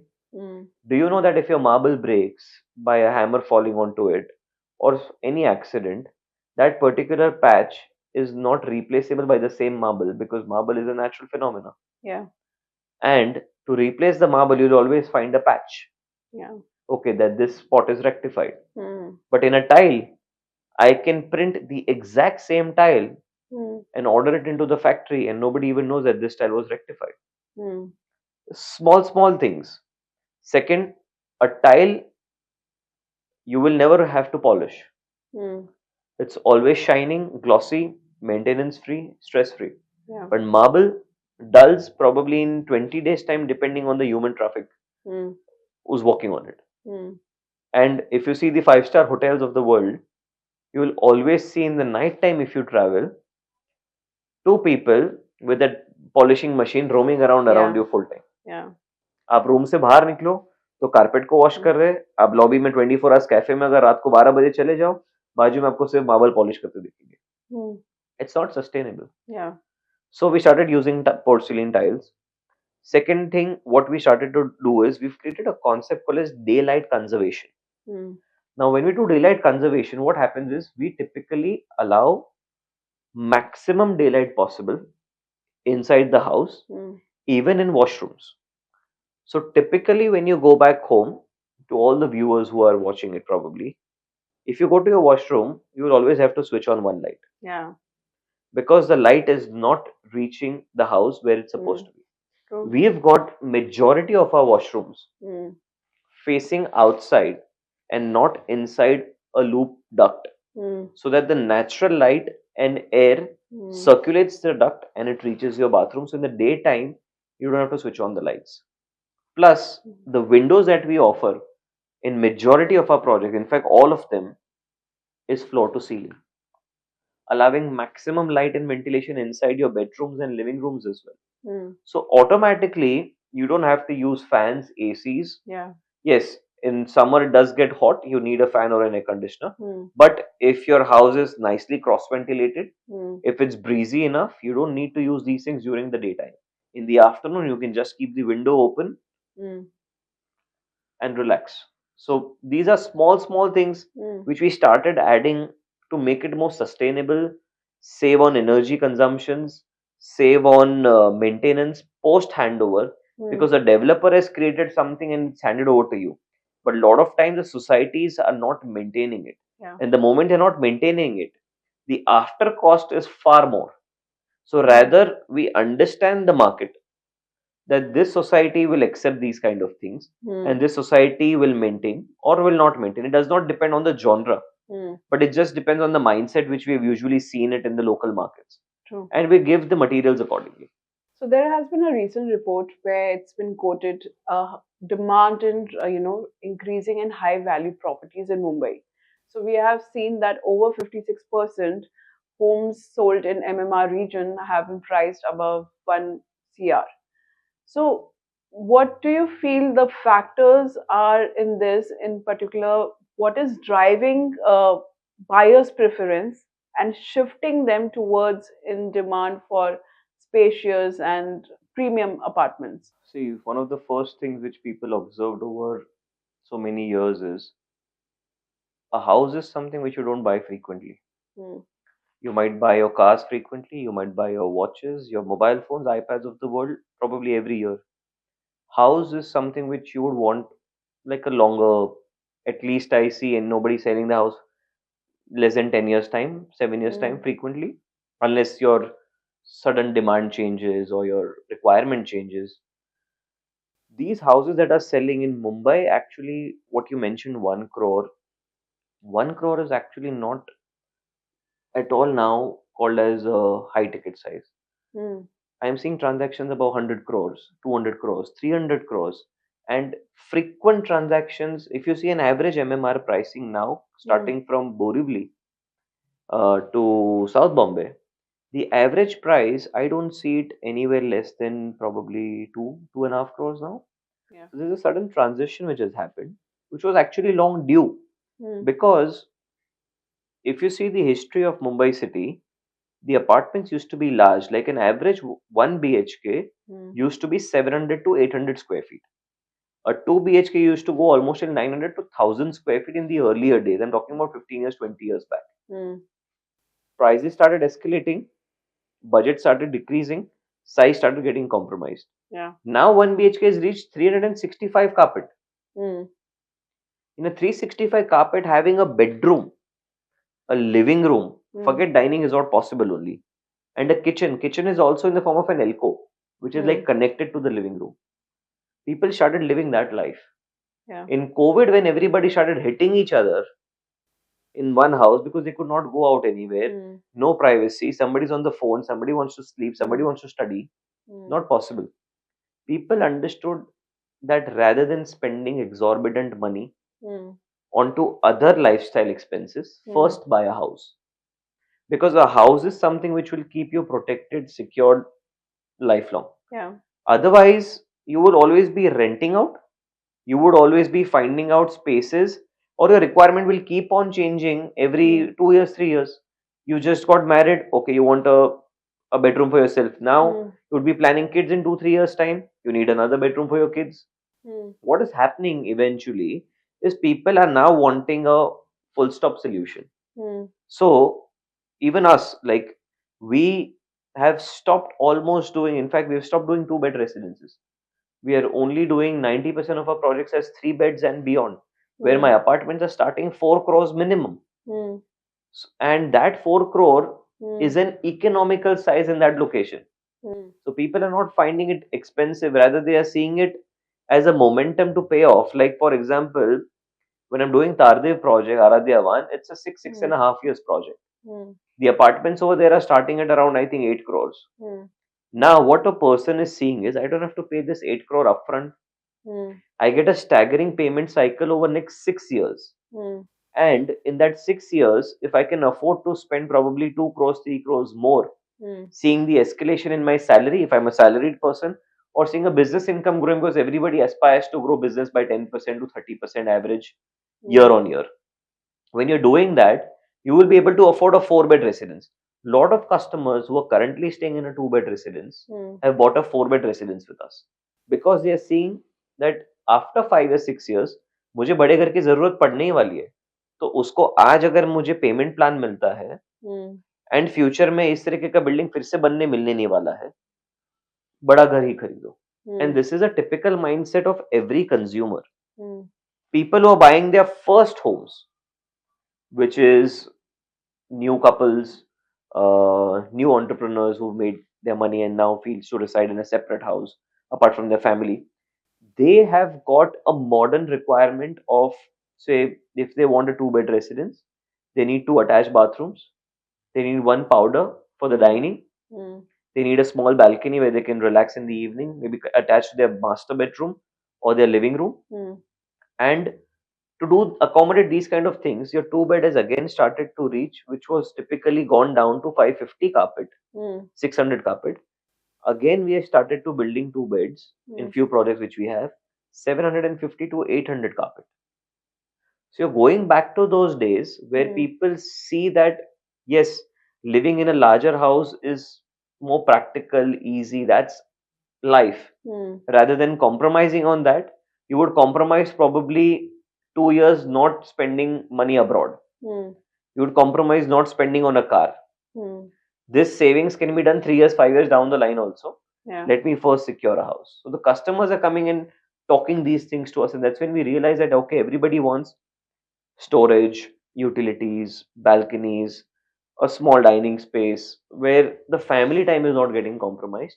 And over and above these, the other lifestyle factors Mm. where you don't have to spend 50 lakhs to 1 crore buying a membership of a gym khana, Mm. which is not even yours. Yeah. But when it comes to pricing, as you said, 1 crore up, it's like become like a nominal thing in Mumbai real estate market. And now I've been also told it comes under affordable. Yeah. 1 crore मतलब आपका affordable में आता है, which if you see cities like in Gujarat and other places, it's a luxury house in 1 crore. So I want to understand, is it because when developer is purchasing a land, especially be in Mumbai, they might purchase it for 5, 6 acres and pay like 150 crores for it. And to build in that kind of land, the kind of pricing they are coming out is it's quite unfair. I get it that you have spent a money in certain purchase of that land parcel, and to provide a building and to provide that kind of facilities, you are charging a certain amount. But the pricing in Mumbai real estate market has just gone in a different tangent, right? It's now being compared to New York market, where they are saying कि even आपका घर छोटा भी हो 1 BHK का, even 400-500 square feet भी हो, it's good enough to go in 2 crore. And अगर आप थाने में जाएंगे 2 BHK का देखेंगे जो 600 स्क्वायर फीट का है, it's also going in 1.5 crore. So don't you think the developers only have created a, I would say, demand for a different pricing altogether for this particular market? See, demands, we are building in Miami also. Hmm. We are just launching a project near Miami Beach where the apartments are 2 beds, and my 2 bed residence would start at around $2 million. So we are still far away from New York, Miami, I would say. Hmm. But yes, the prices have increased in Mumbai when you compare it to other tier cities. Um, One of the reason is the population increase in Mumbai. If you see the demographics, the population that's increasing in Mumbai and the population of Gujarat, the population of Hyderabad, the population of Delhi Hmm. versus us. Mumbai has always been a hot favorite for India. Hmm. Mumbai, like Sapno Ka Sheher. That's Yeah. the title what we have earned as Mumbaikars, right? Yeah. Now, this Sapno Ka Sheher is for what? Like everybody dreams to buy a house Hmm. in Mumbai. There's always a demand to buy a house in Mumbai. If you are not increasing the price, the inflation has killed the industry already. From past 10 years, Hmm. in fact 13 years now, 2010 is when the crisis started. Hmm.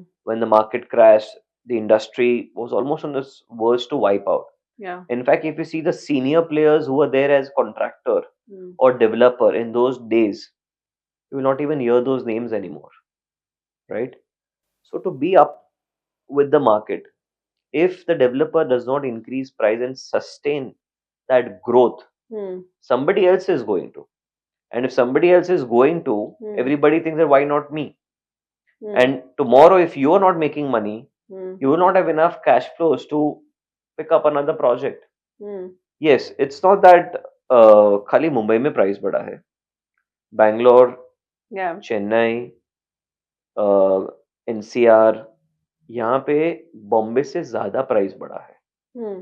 Past 2 साल में if you compare, factually these cities have done a lot more price hike than Mumbai. Mumbai, the price hike has happened only in the uber luxury segment. Hmm.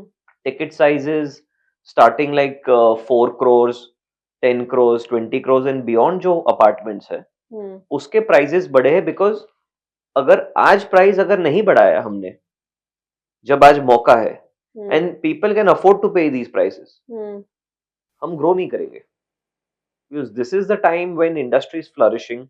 Hmm. Past 2 years, everybody's made good money, everybody's got good cash flow, everybody Hmm. has delivered projects, the industry is sustaining. And if you see the real fact of India, Hmm. we say agriculture is the backbone of our country, Hmm. right? How many agriculturists are billionaires today? Yeah. And if you see real estate, Hmm. how many real estate are billionaires today? A lot more. So who's contributing to the economy? Hmm. Second, if the industry is not making money, which is real estate, Hmm. steel industry will collapse, stock market will get highly impacted. I just done a recent survey. Where do people park their money apart from gold, SIP and yeah, right? mutual So funds. now mutual funds and SIP Hmm. started. अच्छा ये पैसा आया कहाँ से? Hmm. Salary से. Salary का escalation आया तो सेविंग्स हुई. Hmm. अगर सैलरी आपकी बढ़ती नहीं तो सेविंग्स कहाँ से होती? अच्छा सैलरी बढ़ी क्यों? क्योंकि कंपनी ने ग्रो किया. Hmm. It's all a circle connected. Right. It's very important that after 10 years this industry is growing, Hmm. because the costs, if you compare of 2010 and the costs if you compare of 2023 as of today, Hmm. मेरे हिसाब से cost में escalation कम से कम average 90 से 100% हुआ है. आप steel compare कर लो, Hmm. आप कॉपर कंपेयर कर लो, आप एल्यूमिनियम कंपेयर कर लो, आप कंक्रीट कंपेयर कर लो, Hmm. ये आप टाइल्स के कॉस्ट कंपेयर कर लो, ये सारी चीजें स्काई रॉकेट. बट क्या 100% प्राइस इंक्रीज हुआ रियल एस्टेट में इन द लोअर सेगमेंट? तो क्या वो नहीं हुआ है? Hmm. Meera Bhayandar used to sell at around 12,000 13,000 Yeah. and now it has reached 14 to 18,000. Hmm. Mulund 5-7 साल पहले जो 20,000 22,000 पे था, Hmm. आज भी 22,000 24,000 पे ही है. घाटकोपर मार्केट जो 32,000 35,000 के प्राइस पे था, घाटकोपर ईस्ट, Hmm. वो आज भी 35,000 38,000 के प्राइस पे ही है. बट प्राइजेस कहाँ बढ़े? Nepean Sea road, Tardeo, Hmm. Malabar, Bandra, Juhu, where people came out with an exorbitant requirement also. If you see in past 2 years, I think India has gained a number 3 position Hmm. in the world for billionaires. Now, the moment you gain that position in the world economy, Hmm. your requirements are always not going to be small. But obviously, you are wanting probably a 5 bed at Juhu or a penthouse at South Mumbai or Bandra someplace. So Hmm. these people are willing to pay the price for the lifestyle. Yeah.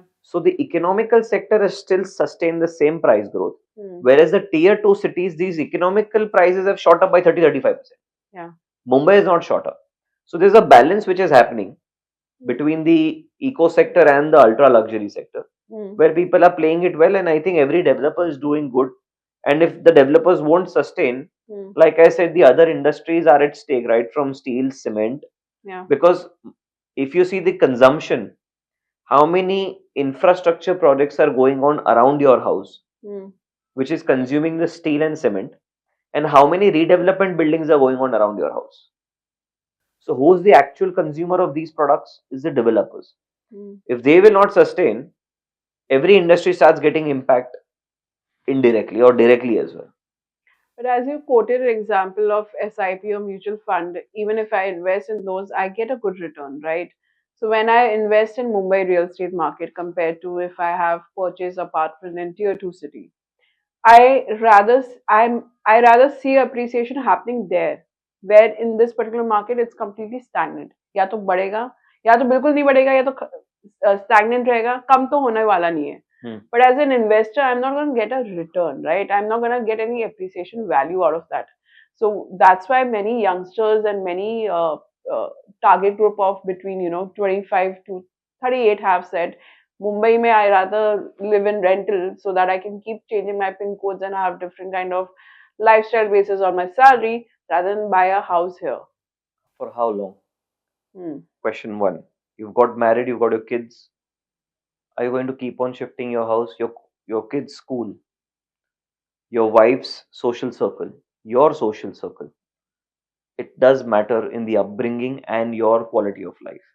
If you start thinking that I'm going to shift my house probably every 2 years, you're not going to be enjoying the life for quite long time, because today you're staying at Bandra, tomorrow you might be in the culture of Juhu.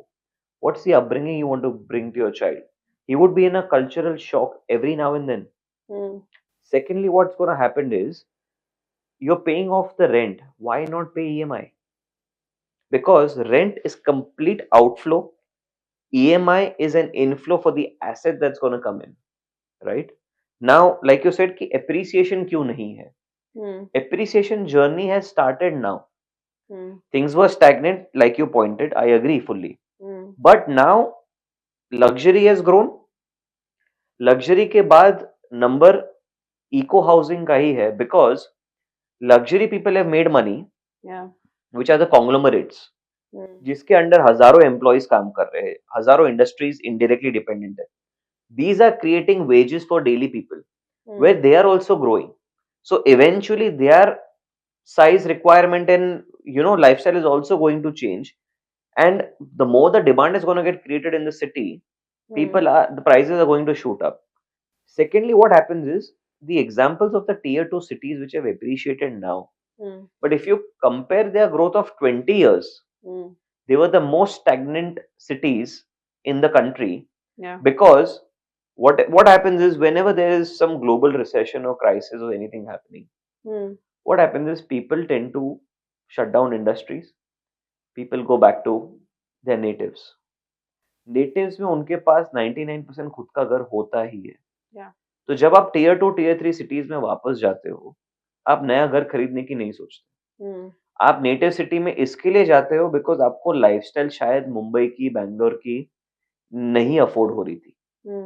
I have seen lot of people making that move post COVID where they had lost Yeah. unfortunately their jobs or unfortunately their factories were shut or Yeah. something. Yeah. They went back to native, but I did not hear a single person saying कि मैं गांव जाके या मेरे native जाके घर खरीदूंगा. मेरे Mm. पास घर ऑलरेडी था. So whenever there's a recession happening, what happens is these cities Mm. are affected the most. Yeah. Not just for the buying process, but these cities have a self-sustaining demand. And how many times, or you have you ever thought in your life, I want to retire in Ahmedabad, or I want to retire in maybe Telangana, or any No, of because these? we are used to city life, right? Exactly. Yeah, the convenience is So there, that city is everything. going to pull you back again and again.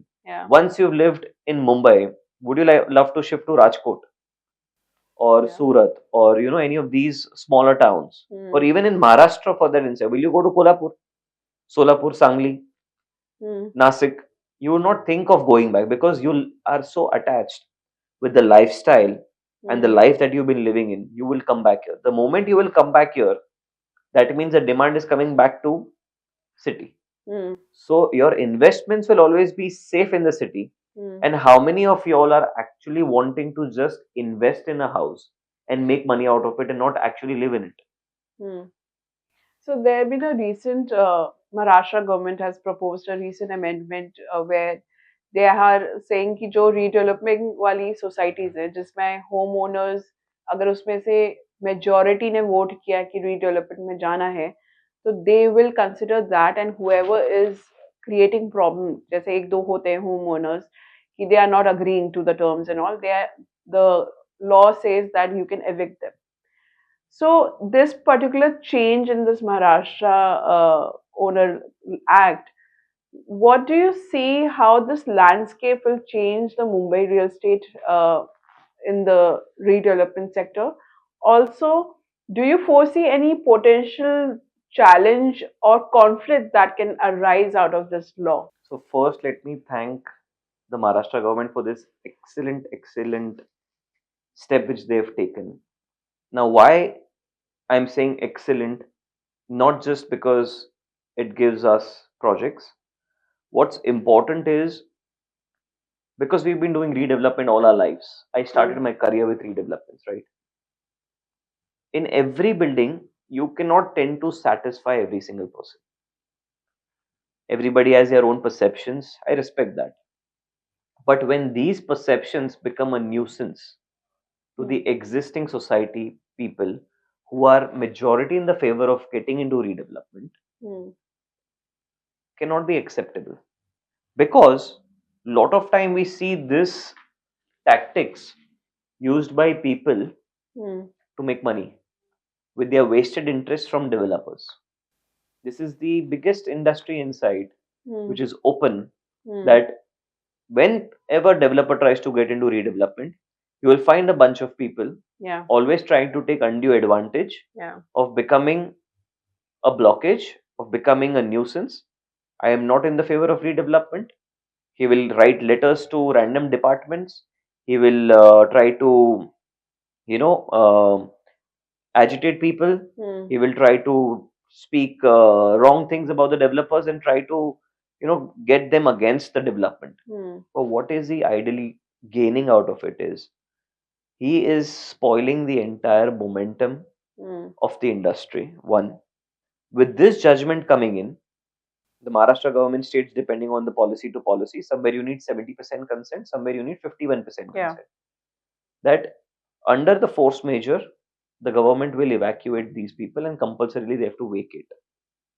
So people who are in favor of, just because of one nuisance Hmm. in your society which you could not go, and I have seen societies unable to develop for past 10 years, 20 years, because there was one person who was slightly powerful amongst the other guys and trying to take a control Hmm. and did not let the development happen. But with this thing, Hmm. they immediately went into redevelopment because the majority were in the consent and in favor of the development. Changing the landscape, it will help the actual society people who are affected, and these guys should understand these poor people are literally staying in a dilapidated structure. Tomorrow, because of your wasted interest, if that person's ceiling falls on him when he's sleeping in the night, or his poor child is there and if he meets with an accident and somebody gets accidental fracture or something, the lives are at stake. Hmm. For what? Just for your ego pampering that it's because of me the redevelopment happened, or because of me for charging some money, which is again not right. Because Hmm. if you want money, what fault is of the other guys just because they're not raising voice? Hmm. They should be literally being held responsible, and there should be further more stringent actions being taken by the government. This stepping stone is an excellent way of not having the redevelopment getting stopped and stalled for one or two misguiding people. This is a Hmm. very good step. And I feel going forward, it will change the landscape tremendously, and you are actually seeing it.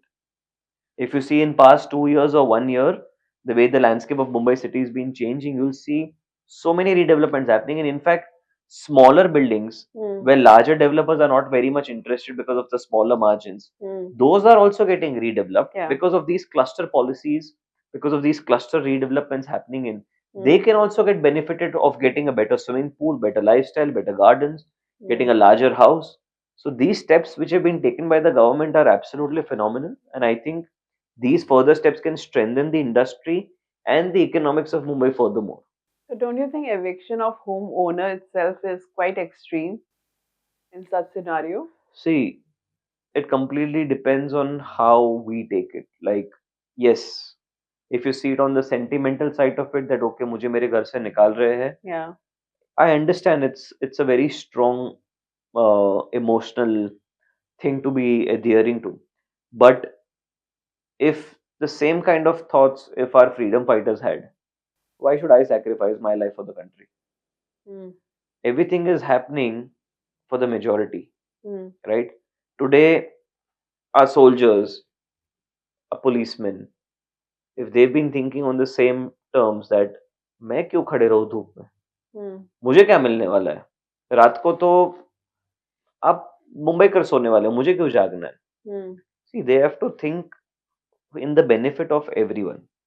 If they are just holding back on to one thing कि नहीं मुझे तो मैं तो यही जन्मा हूँ, मुझे तो Hmm. यही रहना है मेरी पूरी लाइफ, Hmm. मुझे redevelopment होने ही नहीं देना है, वो नहीं होने के कारण क्या है? And Hmm. it's not that the developers have used this as a tactic to vacate these people. Hmm. We have spent lot of time, months, and sometimes even years Hmm. to start the redevelopment process. Yeah, I've seen a lot of developers take these society members to a great five-star hotels, give them presentation and pamper them with good lunch and all.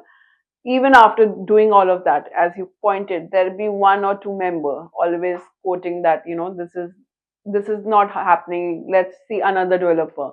So that whole energy or the team or everything that was involved with that developer to bring that society in this, even doing that kind of ठीक है, expense and all of that, he is left like that because of one or two member. They are saying कि, let's check out market में और कौन है.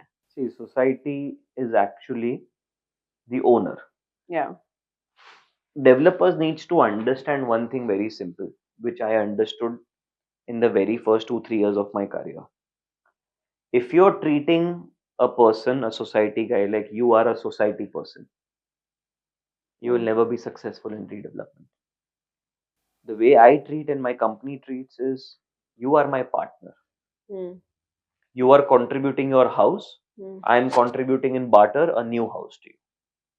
I am making money out of it. You're making a better flat and a better lifestyle out of it. Mm. The day you start treating the person with respect, Mm. they tend to understand. We've got cases in the past where we had, like 95% consent and all, but eventually all of these people converted because we satisfied them to the fullest. Mm. We have done one project in Ghatkopar recently where the IOD has just been received. We Mm. have 100% consent. But when we started addressing the crowd initially, it took us 1 year. But it was worth the effort because when we came in, we got the same issues. That there were a lot of old age people that they were like, it's going to take a longer time. Mm. We don't want to get into relocating ourselves and then coming back again. Mm. So a lot of people who were like, we are happy with this kind of house. We don't need a lifestyle. We don't need amenities. Mm. But when we explain them that it's worth the wait, Mm. it's worth what you're going to get, it's worth what you're going to pass it on to your next generation, they do get convinced. It's just a matter of time and how much you're willing to put in. Like we as a company, I'm personally involved in every redevelopment meeting. Mm. I meet every society member or even tenants who are Mm. not owners personally in the society meetings, where one on one I communicate with them, I explain them the project, I explain them the company nitty-gritties, and eventually they do get convinced. Because see, for them the biggest fear is the moment they are vacated, Mm. they have nothing in hand. They Yeah. just have to sit in anticipation that they are going to get their house, Yeah. nothing else.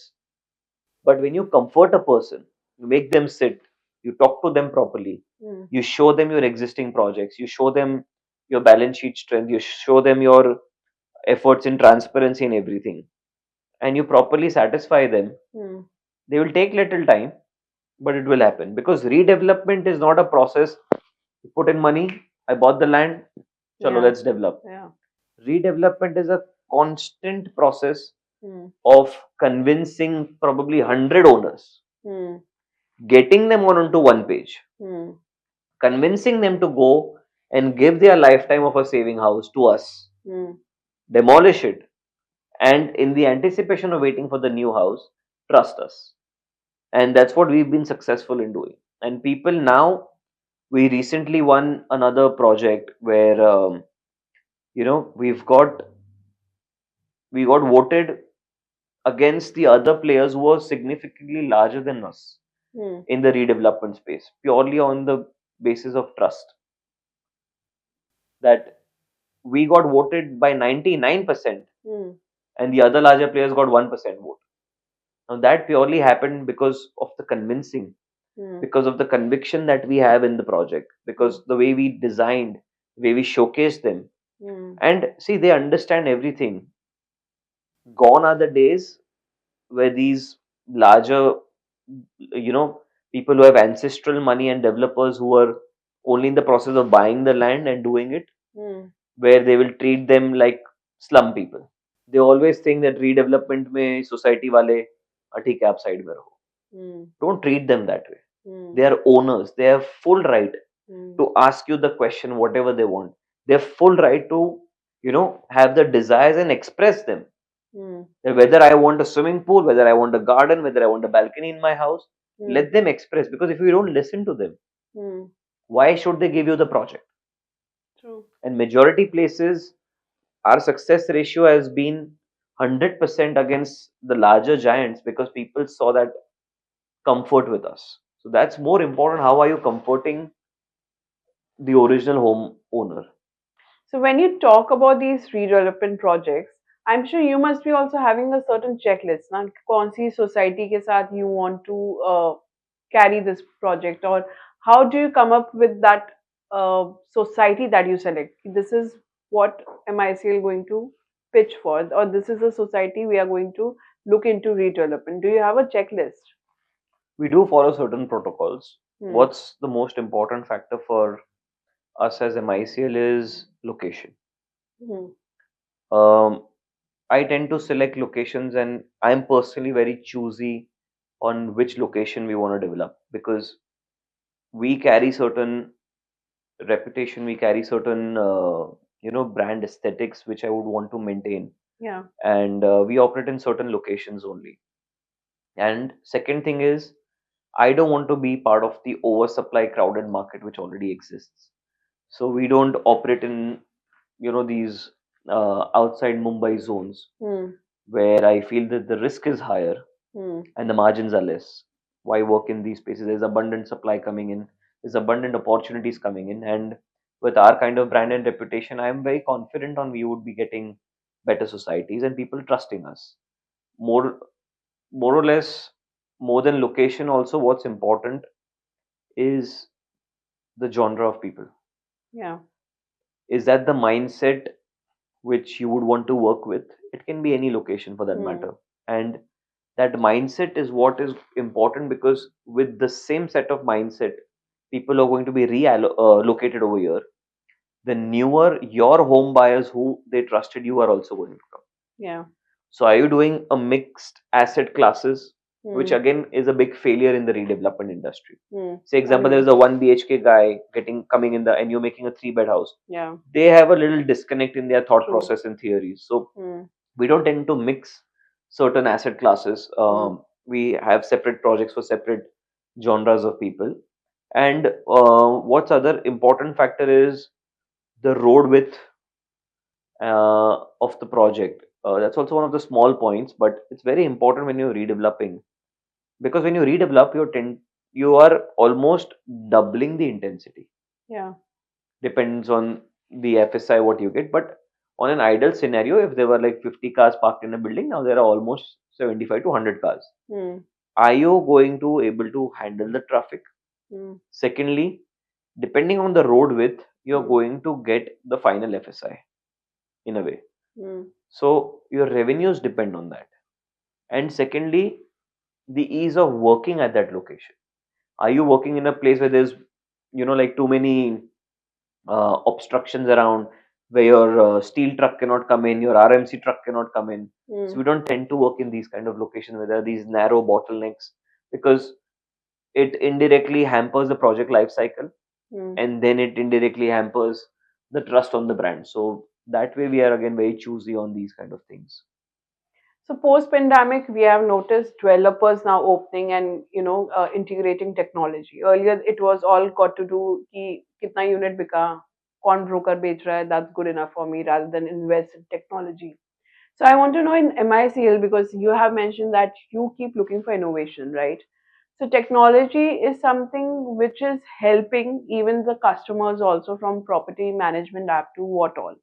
So how you're integrating technology by delivering in your project to create a good, I would say, experience for the customer. Also, how you're making sure the operation level in the backend from your side is streamlined. So what we have started doing is, whenever we envision a particular project, we don't envision this project as per current market demands. Hmm. How we've usually done is, we sit on the project thinking what is going to be the trend and the market demand 5 years, 4 years down the line. Now, what do I mean by that is, 5 years back, there was no Zomato. I mean, there was, but probably negligible people had it on their phones. Yeah. 5 years back, the use of Uber was negligible. Hmm. Now it is more. People with cars are also still using Uber. You have restaurant right downstairs, but you're still using Zomato. Why? You're getting some It's benefits convenient and also. these kind of things, Yeah. where stress free, you're getting cut fruits at your house, Yeah. you're getting Swiggy, you're getting these big baskets of the world. Hmm. These guys have actually become an integral part of your society. So what we started doing is, I've created specific pickup and drop off points which does not disturb your daily activity as a homeowner. Hmm. So there are dedicated spaces that we have crafted within the project where your Zomatos and Swiggies will get parked Okay. right from their bikes. Hmm. And the moment that person comes in, we have got technology infused where the moment the person comes into the complex, he is being recorded right then and there. Hmm. He's part of the entire logbook. And sitting at your home, you can give the permission with a barcode system where he can scan Hmm. and he can enter the entrance lobby. And this is an in-house technology. No, we're using companies like MyGate. We're Okay. using companies like Park Plus. Hmm. Now, Park Plus is also one of the very good companies which we've come across. So today's scenario, everything is digital money, right? How Yeah. many times do you remember last time pulling a 100 rupee note out of your wallet? Yeah. GPay? Hmm. Even to pay the mall parking charges or the toll, you've got FASTag now. So Hmm. what we've done is we've integrated this FASTag Hmm. with the gate opening system of your complex. Okay. So what happens is the same FASTag on your card, Hmm. the same RFID gets read by the Park Plus system, Hmm. and the boom barrier opens automatically. You don't need a watchman coming in every now and then opening the gate for you. Nice. Okay. And a lot of times, what happens is the owner's car comes in, the boom barrier opens, and you go. Hmm. But if you're not an owner and if you don't have the car registered in the complex, Hmm. the unwanted vehicle does not enter. Tomorrow, what happens is the gate is open, Hmm. your watchman is standing outside, he allowed the car, somebody Hmm. parked it, Yeah. there might be some accident. Yeah. But here, the boom barrier will not open. Hmm. You need a physical clearance by a person coming in and checking, okay, your RFID has got spoiled or you've bought a new car, Hmm. you register into the society first. Hmm. The moment you enter at the entrance lobby, the picture of the person who's come to visit you Hmm. stays part of the log. So, for instance, even if somebody comes at your home, you do not recollect, you don't have a picture of. A Hmm. lot of times you might be seeing these robberies and Yeah. these accidents happening in the house. Hmm. We are trying to avoid these things by having minuscule intervention at the residence floor. So in majority of our complexes where we are controlling right now, we do not allow any delivery guys to go up to the house.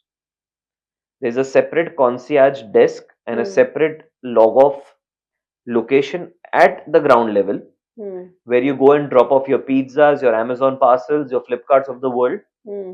And one time in the day, the concierge service guy, which is your watchman, for example, Hmm. will come and drop it off at your doorstep. Okay. So if you've got pizzas and all coming in, you send your house help Hmm. to come down and take the pizza, pay the cash on delivery system, Hmm. and you take the package. But if your package is not that important, you've gone out and your parcel has come like Amazon Hmm. and nobody's at home, Hmm. all the packages would be stored safely at the concierge service. Hmm. And only one time in a day that will be delivered because that helps saving energy also. Because imagine on a 30-story tower, 100 families staying, Hmm. average you will have 50 parcels coming in every day. Yeah. Yeah. So more or less one lift is occupied just by these things. Hmm. So what we are doing is in the non-traffic time, when people are either in the offices or Hmm. they are going to come back from the office, before that time, we deliver these packages, which saves money also, and people are happy with these kind of Hmm. efforts being put in. And at the same time, you have a privacy, you have a security, Yeah. and you are rest worried about that tomorrow if you are here and your child is at home alone, Hmm. there's no unknown person who's going to come and give the pizza. Hmm. It's your own building watchman or the concierge guy who will come and deliver it at your doorstep. Nice. So lastly, I'll start my rapid fire. So this rapid fire is quite famous in our series because here the viewers get to know a bit personal side of you. Yeah. So let's start. So what's your favorite real estate project that you have worked on? Aradhya one. That's at Tardev. Hmm. That's one of my favorite for a very specific reason that it's going to be probably the tallest tower of the country, Yeah. and this is the first structure which has crossed 1,000 feet height. So the kind of technologies that we've used, the design that we've used, and in fact, I'm very proud to say that I would be one of the only developers in the world who has designed the towers in the shape of our own logo. So the building completely resembles the Hmm. MICL arches, Nice. and that's how the building is going to look like. So can you share your dream project location? I would love to work at Malabar Hill. Nice. In one word, describe your leadership style. Supportive. If you could have dinner with any real estate industry figure, living or historical, who would it be Niranjani Randani. and why? The way he's designed and the way he's established himself as a conqueror of certain zones, Hmm. and the way he's delivered it with the same consistency since past 25, 30 years Yeah. is appreciative. And at the same time, his leadership in other things is also appreciative. Like he takes active participations in Narrateco. He's one of Hmm. the, I think, founders of Narrateco Maharashtra or something. And he's been able to give time to industry also and do for the welfare of the industry also. So that's what I appreciate about him. Yeah, he's quite proactive, and Mm. at his age, also doing so many things all together. That's something remarkable. Um, what do you find to be the most challenging aspect of a leading a real estate company? Being constantly ahead of the market, and Hmm. so being trendy with the current market scenario. So, do you find that most challenging?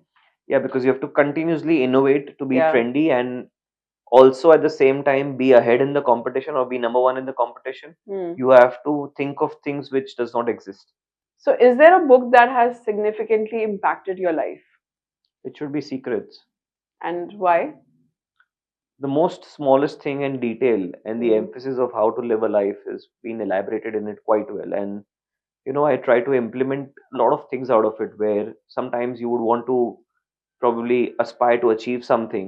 Hmm. And this book made me think a lot of times whether you really need it. Yeah. And there's one fact that in this book itself, there was this line that whatever you manifest out there, you'll get the universe, making it happen for you. And that line, I think, was taken in Bollywood movies also. So, what are the top three qualities you look for in a potential team member who joins MICL? Innovative, supportive, and hardworking. If you had to describe the future of real estate in one word, what would it be? Flourishing. How do you typically relieve stress? I usually have a schedule where I divide my work and personal life. So usually after my office hours, I still make sure it's been 10 years I've been practicing this. That even if I come home at 10 o'clock in the night after work or 11 o'clock in the night, Hmm. I still step out of my house after dinner. So with I've just got a newborn baby now, so I Hmm. take him also outside now. Earlier I used to go alone with my wife a lot of times or with my other friends, but I still make sure that that 30 minutes also, if you're stepping out, or 1 hour you're stepping out, Hmm. where you're not talking business, Yeah. you're not talking about the stresses of life, you're just talking things, seeing things, cracking Bollywood jokes, Hmm. cracking just a very light-hearted talk Hmm. with your friends and family. I think that's very, very important how to de-stress, because that's gonna make you fresh and have a clear mind for the next day. True. Otherwise, you are clogged. You're sleeping with that same mindset, Hmm. and you're not de-stressing. You'll not even have a good sleep. Yeah. So, can you share the best piece of advice you would have ever received and you must have followed, and the worst advice you must have not followed but have received? The best piece of advice which I've received is from my father, and I personally believe in that. Do not run for the top line. Hmm. Always focus on bottom line. That means don't just run on high-end turnovers. Yeah. Focus on bottom line, which is the actual profitability. So if you're making good money, Hmm. you are always happy and you would be able to grow well. If you're just focusing on numbers, it's just making like misleading numbers where you are trying to satisfy yourself that okay, I'm doing a 10,000 crore turnover, but Hmm. at the end what you're earning is probably peanuts, which you would not want to work for. True. And worst advice? Worst advice is running behind IRR. So a lot of these bankers have met me, a lot of Hmm. these channel partners have met me. Like, so what's the IRR you make? I'm like, I'm not interested in IRR, Hmm. because IRR is one of the biggest misleading phenomena, especially in the real estate industry. Hmm. Is like, for instance, you're taking 1,000 crore project, you've invested 100 crores, but 900 crore is dead. Yeah. Now, probably you might be making 10 crores as a profit. So what number math will come out is after investing 100 crore, you Hmm. made 10 crores profit, but you took a risk of 1,000 crore. Yeah. So if I'm making an IRR multiple of like 20%, 23% year on year. Mm.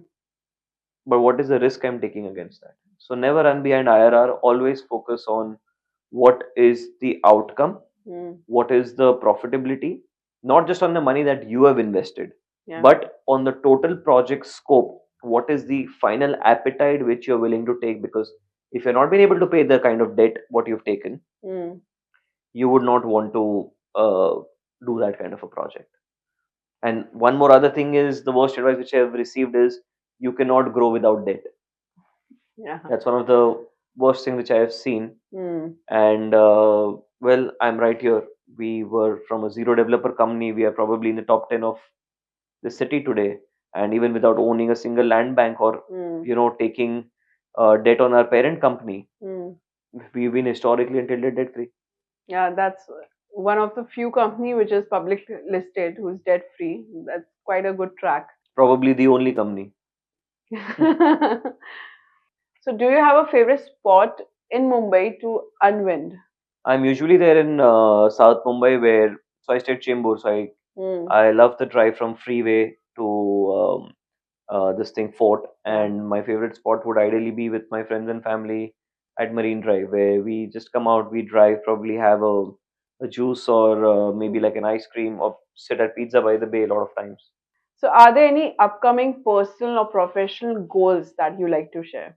See, the upcoming goals is definitely to be one of the most innovative brands in the country, Mm. where right from doing one of the tallest to one of the longest towers which we've already achieved, we would want to also be a market leader in terms of deliveries, Mm. where there is zero competition in terms of quality against us. So I would like to attain a position Mm. where people are appreciating and people would want to jump onto our house the moment we are in that area. Nice. And what's your personal goal?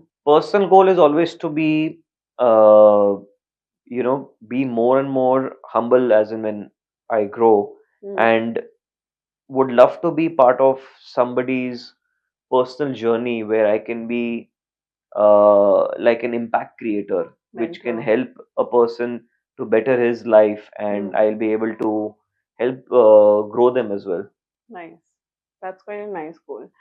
So, if you weren't in real estate, what field do you think you would have actually, started your career on? If it was not real estate, Hmm. during my schooling days, there used to be a concept called a scrapbook, where Hmm. people used to Yeah. write their hobbies and stuff to Yeah. remember them lifelong. Yeah. And if you speak to any of my school friends, in everybody's scrapbook, I've written rally racing. Acha. So I'm Okay. a Nice. full time into cars. I'm a car Hmm. fanatic, and I love driving cars. I've driven cars on the glaciers. I've driven cars on the Formula One circuit. Hmm. I'm a big car collector personally myself, and I always wanted to become a rally racer. And I Hmm. had shared this thought with my family as well. Hmm. But then eventually, post when I was reaching almost my graduation, I had almost gone for the training for rally racing as well. I had Interesting. almost Huh? applied, found out a school in Finland, Hmm. but then the reality is here. So, what's an essential habit you believe contributes to success? Keeping a crystal clear line Hmm. between work and play, both. And share your all-time favorite if you have any, or a life mantra that you live by. See, one thing which I've always personally seen is, if you are working with a clogged mind, Hmm. you will never be successful or clear in your goals. And one of the best mantras which I personally follow is, luxury is best enjoyed Hmm. when it comes free. Okay, so can you describe MICL motto in 3 words? And you can't quote the tagline. So if you have to describe MICL in 3 words. MICL in 3 words, very simple. It's innovative, Hmm. it's transparent, and it's growing. And how do you prefer to spend your Sunday? Sunday, usually, I tend to, Sundays are usually late mornings for me, so I'm not a very early morning person. Hmm. So, say by around 10:30, I'm ready. And we've got this fixed routine since almost like now 20 years, where we have this idli guy coming in. So when I was a kid, his mother used to come and give us idlis at our house, and it's been 20 years now where these guys are there, and I have that as a breakfast. So I skip my breakfast. That's like a lunch brunch kind of a thing, and I don't like spending my afternoon lazing in the home. So I usually have this tiff with my wife that she wants to relax, and I take her out. That at 12:30 I am absolutely ready after eating my lunch also, that let's step out, and I tend to come back home in the evening. Like I maybe might go to a movie. I love bowling, or maybe chill with my other car group. So a lot of times we've got these events on Sundays where a lot of these other car fanatics they meet. We've got some launch coming up, or we spend time at some restaurant, or we even tend to enjoy shopping. So I'm a big time shopaholic, so I love shopping. So tell me, how would you define luxury? According to you, what is luxury? So according to me, luxury, like I said, I enjoy luxury the best when it comes free. Now, what I mean by and how does a luxury thing come free is, I've been talking to a lot of people and I've been telling them also that the most simplistic way is, you're going to be spending money eventually on your electricity bills, fuel, insurances, home rent, etc. You just need to plan it in a particular fashion. So how I started is, I started using my credit card. So what I did with that is, I started gaining points and mileages across time. I don't remember a single time where I've paid for my flights. I've traveled business class, first class, complimentary. Now that's the time you tend to enjoy luxury the most, because you've got it absolutely for free. Like I've bought an economy ticket, I've upgraded via miles to business class or first class. A lot of people see it that, okay, Manan is traveling in first or business class, but they do not know that that has come free to me. So for a lot of people, it might be a lifestyle cost, but I'm actually not spending that money. I'm enjoying it for free. So smart investments is the definition of luxury. Smart investments and smart expenses is what I would say, because you are going to spend that money any which ways. Yeah.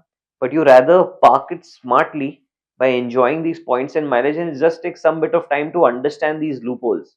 True. It's very simple. Like you can get your flight tickets free, you can get hotels Yeah. free. Yeah. I've got my iPhone free. Nice. So what's your take on the future of Mumbai real estate market? See, Mumbai real estate market, at least for another 3 to 5 years, I'm seeing an absolute growth being continuous. I don't see any downfall. I'm not seeing the industry getting slower. And the biggest transition shift, what I'm seeing, is the rise of giants, where the smaller players are going to get eaten up and taken over by these larger players. Yeah. So ideally, you would be in a joint development partnership with a larger group, or you would be ideally washed out, because the larger ones have made phenomenal cash flow in the past 2 3 years, where they've been acquiring left, right, and center. And I see the industry getting streamlined quite a lot, because larger ones tend to also have a lot of streamlined methodology in construction, in quality, and all. I see the industry becoming more cleaner, more organized fashion, where these unorganized players, even because of RERA, they fear to come in front. Yeah. Like today, when if you are a JV partner, you are answerable in RERA. Yeah. So they tend to either be acquired or not be in the face front of it. So I'm seeing a very controlled and flourishing industry, of course, in terms of sales and numbers. But at the same time, I'm seeing a regularization, in fact, happening, because the Maharashtra government is doing an excellent job in controlling these things and introducing a lot of these circulars, which defines the industry, which was very much required long back. So you're saying these giants which are getting bigger in few years in Mumbai real estate, would we see monopoly game happening then? Nobody has been able to win Mumbai in past 100 years.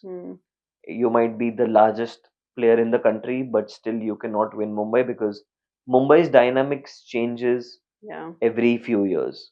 Earlier, economical was happening.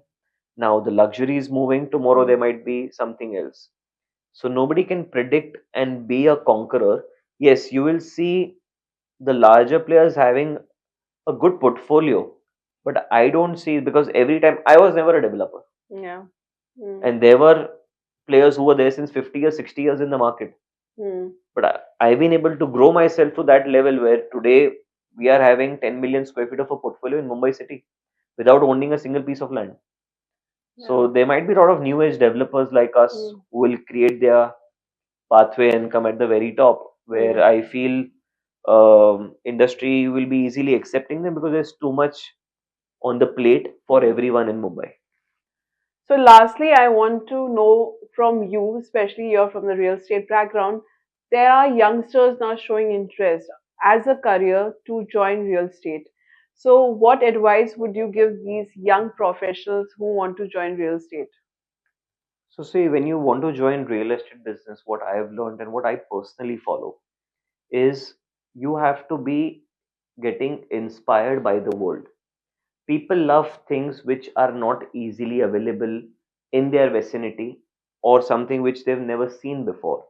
So always take inspiration from the world, which is what I personally do, and have a lot of research and analysis always ready. So when you're designing a house, when you're designing a project, when you're designing landscape, you are the one who would be guiding the principles in the business, even if you are new. How I crafted my journey is by getting the innovation in the industry which was not existing. So a lot of things where I took my inspiration from, it might be YouTube, it might be Pinterest, it might be Instagram, it can be anything. But you will have to have your research and analysis thorough when you're designing these things. If you're joining the engineering things, you should definitely understand the engineering marvels of the world. That how a Taj Mahal today is still standing, why it has never been gotten down even after so many earthquakes coming in, even after so many uh, you know uh, natural phenomena coming in. So basically, in terms of the palaces of India, you should definitely take inspiration from these things also. That before 300 years, 500 years, how these palaces were so very well ventilated, how is the light coming in? Always keep yourself one step ahead of the current market scenarios, because you would want to be the trendsetter in the market. Do not follow the stereotypical trends and have confidence on yourself, because a lot of times a lot of people might reject your ideas, but ideas are something which needs to be continuously coming in. The moment you keep on thinking more and more and you have a nice research backed up by it, taking the inspiration from the phenomena which are already existing and the world is adoring them, that is the kind of philosophies you should be implementing into the real estate industry. So thank you so much, Manan, for joining us today. And it was lovely having you. I think it was the first time during rapid fire I asked you a follow-up question. This never happened because I think it's quite interesting to learn more when it comes to your values, which are quite clear when it comes to about construction insights. You have some amazing tips, which I'm sure our viewers will also learn from. And I'm sure your legacy will be huge. I'm sure MIC will become great and bigger, and we'll have another chat about your upcoming projects. And I will look forward to seeing you grow and have this chat again where we talk about your next 5 years. Sure, I'm looking forward to it. Thank you so much. Thank you.